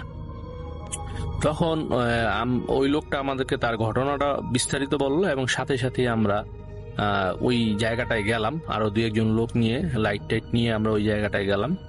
তো তার কথা এবং ওইখানকার পরিবেশ পরিস্থিতিটা আমরা দেখলাম যে আসলেই সামঞ্জস্যপূর্ণ বা একই রকম। তো যেই ঘটনাটা তার সাথে হয়েছিল সেটা হচ্ছে বিকাল দিকে তার 2টা বন্ধু আসে, ওই অপর বিলের অপর পাশে যে গ্রাম, ওই দিক থেকে 2টা বন্ধু তার কাছে আসে তার এলাকায়, এবং সে বিকালে বন্ধুদের সাথে আড্ডা দিতে দিতে বলতে গেলে এক ধরনের বন্ধুদের সাথে হাঁটতে হাঁটতে বন্ধুদের গ্রামের ওই দিকে চলে যায়। তো সন্ধ্যা হয়ে যায়, সন্ধ্যা হয়ে প্রায় রাত্র এসে পড়ে এবং ওই সময় সে বন্ধুদের থেকে বিদায় নিয়ে সে বলে যে তো আমি তো আমার গ্রামে যাব। তো বন্ধুরা বলে যে যেতে পারবি? তো সে বলে যে হ্যাঁ সমস্যা নেই, কারণ তার মাঝে মধ্যে ওই দিকটায় চলাচল করার এরকম অভ্যাস ছিল। তো সে যখন মোটামুটি বিল পার হয়ে এই ফুল বাগানের কাছাকাছি আসে, এখানে ডালিয়া ফুলের একটা বাগান ছিল। তো সে ডালিয়া ফুলের বাগানের অপর পাশ দিয়ে, মানে একটা পাশ দিয়ে আসতেছিল, অপর পাশের জায়গাটার মধ্যেই ছিল হচ্ছে ওই পরিত্যক্ত পুকুর বা চালতা গাছ বা পরিত্যক্ত বাথরুম, এই ধরনের যে জায়গাটা। তো সে যখন এদিকে আসে, সে লক্ষ্য করে চাঁদের আলোতে যে ওইখানে পুকুরের পাড়ে একটা লোক বসা, মানুষের মতোই অবয়ব একটা লোক বসা, পিছন দিক দিয়ে লোকটা বসা। তো তখন সে মনে করে যে হয়তো তার পরিচিত পরিজন কেউ হয়তো একা একা বা তার কোনো বন্ধু এখানে বসে আছে। তখন সে চিন্তা করে বন্ধুর সাথে একটা সিগারেট খাওয়া যায়। সে ডাক দেয়, দূর থেকে ডাক দেয় যে কে এখানে বসে আছেন। তো কোনো কথা টথা আসে না। তো সে কয়েকবার যখন ডাক দেয়, খুব জোরে জোরে সে ডাকাডাকি করে দেয়, এই কে, কথা শুনতে পাচ্ছেন না, পরিচয় দেন। তখন ওইখানে বসে থাকা ওই অবয়বটা অনেকটা তার দিকে, মানে বডিটা স্বাভাবিক রেখে মাথাটা ঘুরে তার দিকে তাকায়। যখন তার দিকে তাকায়, সে চাঁদের আলোতে যেটা দেখতে পায় যে খুবই বিকট এবং খুবই ভয়ঙ্কর একটা মানে অবয়ব, একটা ফেস, যেটা সে তার জীবনে কখনো সে দেখেনি এবং যেটা যেরকমটা সে কখনো কল্পনাও করেনি। এইরকম একটা বিভৎস এবং ভয়ঙ্কর একটা ফেস, একটা লোক সেখানে বসা, এবং সেটা তার দিকে খুবই রাগান্বিত একটা দৃষ্টিতে তার দিকে তাকায়। এবং এক ধরনের বলতে গেলে ওইখান থেকে বসে সে যেটা বলে যে ওই অবয়বটা ওইখানে বসেই মানে তার হাতটাকে প্রসারিত করে দেয় এবং সে তার থেকে প্রায় বলতে গেলে প্রায় 20 ফিট দূরে ছিল। ওই অবয়বটা ওইখানে বসে 20 ফিট দূর থেকে তাকে ধরে, হাত বাড়িয়ে তাকে ধরে টেনে হিচড়ে তার কাছাকাছি নিয়ে যায়। এবং তাকে যখন ডালিয়া ফুলের বাগানের মধ্য দিয়ে টেনে নিচ্ছিল, আমরা যখন ওইখানে যাই দেখি যে ওই ফুলের এই একটা মানুষকে যদি ফুল বাগান দিয়ে টেনে হিসড়ে নেওয়া হয়, ওইখানগুলার গাছগুলা যেরকম মানে নুয়ে পড়ার কথা, ঠিক ওই জিনিসটাই দেখতে পাই। তাকে যে এখান দিয়ে যে টেনে হিসড়ে নেওয়া হয়েছে সেই জিনিসটা ওইখানে আমরা যে প্র্যাকটিক্যালি সাথে সাথেই দেখি। তখন তাকে টেনে হিসড়ে যখন ওই অবয়বটা তার কাছাকাছি নেওয়ার পরে তাকে টানা হেঁচড়া শুরু করে ওই পরিত্যক্ত পুকুরে নামানোর জন্য। তো সেও এক ধরনের খুব সাহসী মানুষই ছিল, শক্তিও ছিল যথেষ্ট।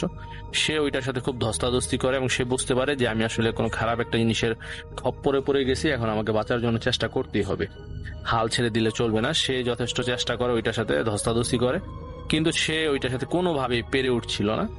ধস্তাধস্তির এক পর্যায়ে তার শরীরে এক ধরনের বলতে গেলে মানে তার শরীর নিস্তব্ধ হয়ে আসে, শরীর থেকে শক্তি কমে যায়। তখন একেবারে শেষ মুহূর্তে যে ছিল পুকুর পাড়ের যে জমির যে আইল থাকে, এই আইলের মধ্যে সে ধরে আটকে থাকে আর পা ধরে ওইটা তাকে পানিতে নামানোর জন্য, হয়তো এখানে মেরে ফেলার জন্য এইভাবে নামানোর চেষ্টা করে। তখন তার ভিতরে একটা মানে খেয়াল আসে যে আসলে আমি তো এটার সাথে শক্তিতে কোনোভাবে পারতেছি না।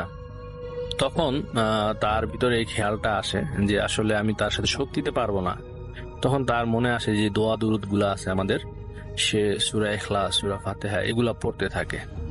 মনের মধ্যে যেই দোয়াগুলো আসতেছিল সেগুলাই সে জোরে জোরে জোরে জোরে পড়তে থাকে।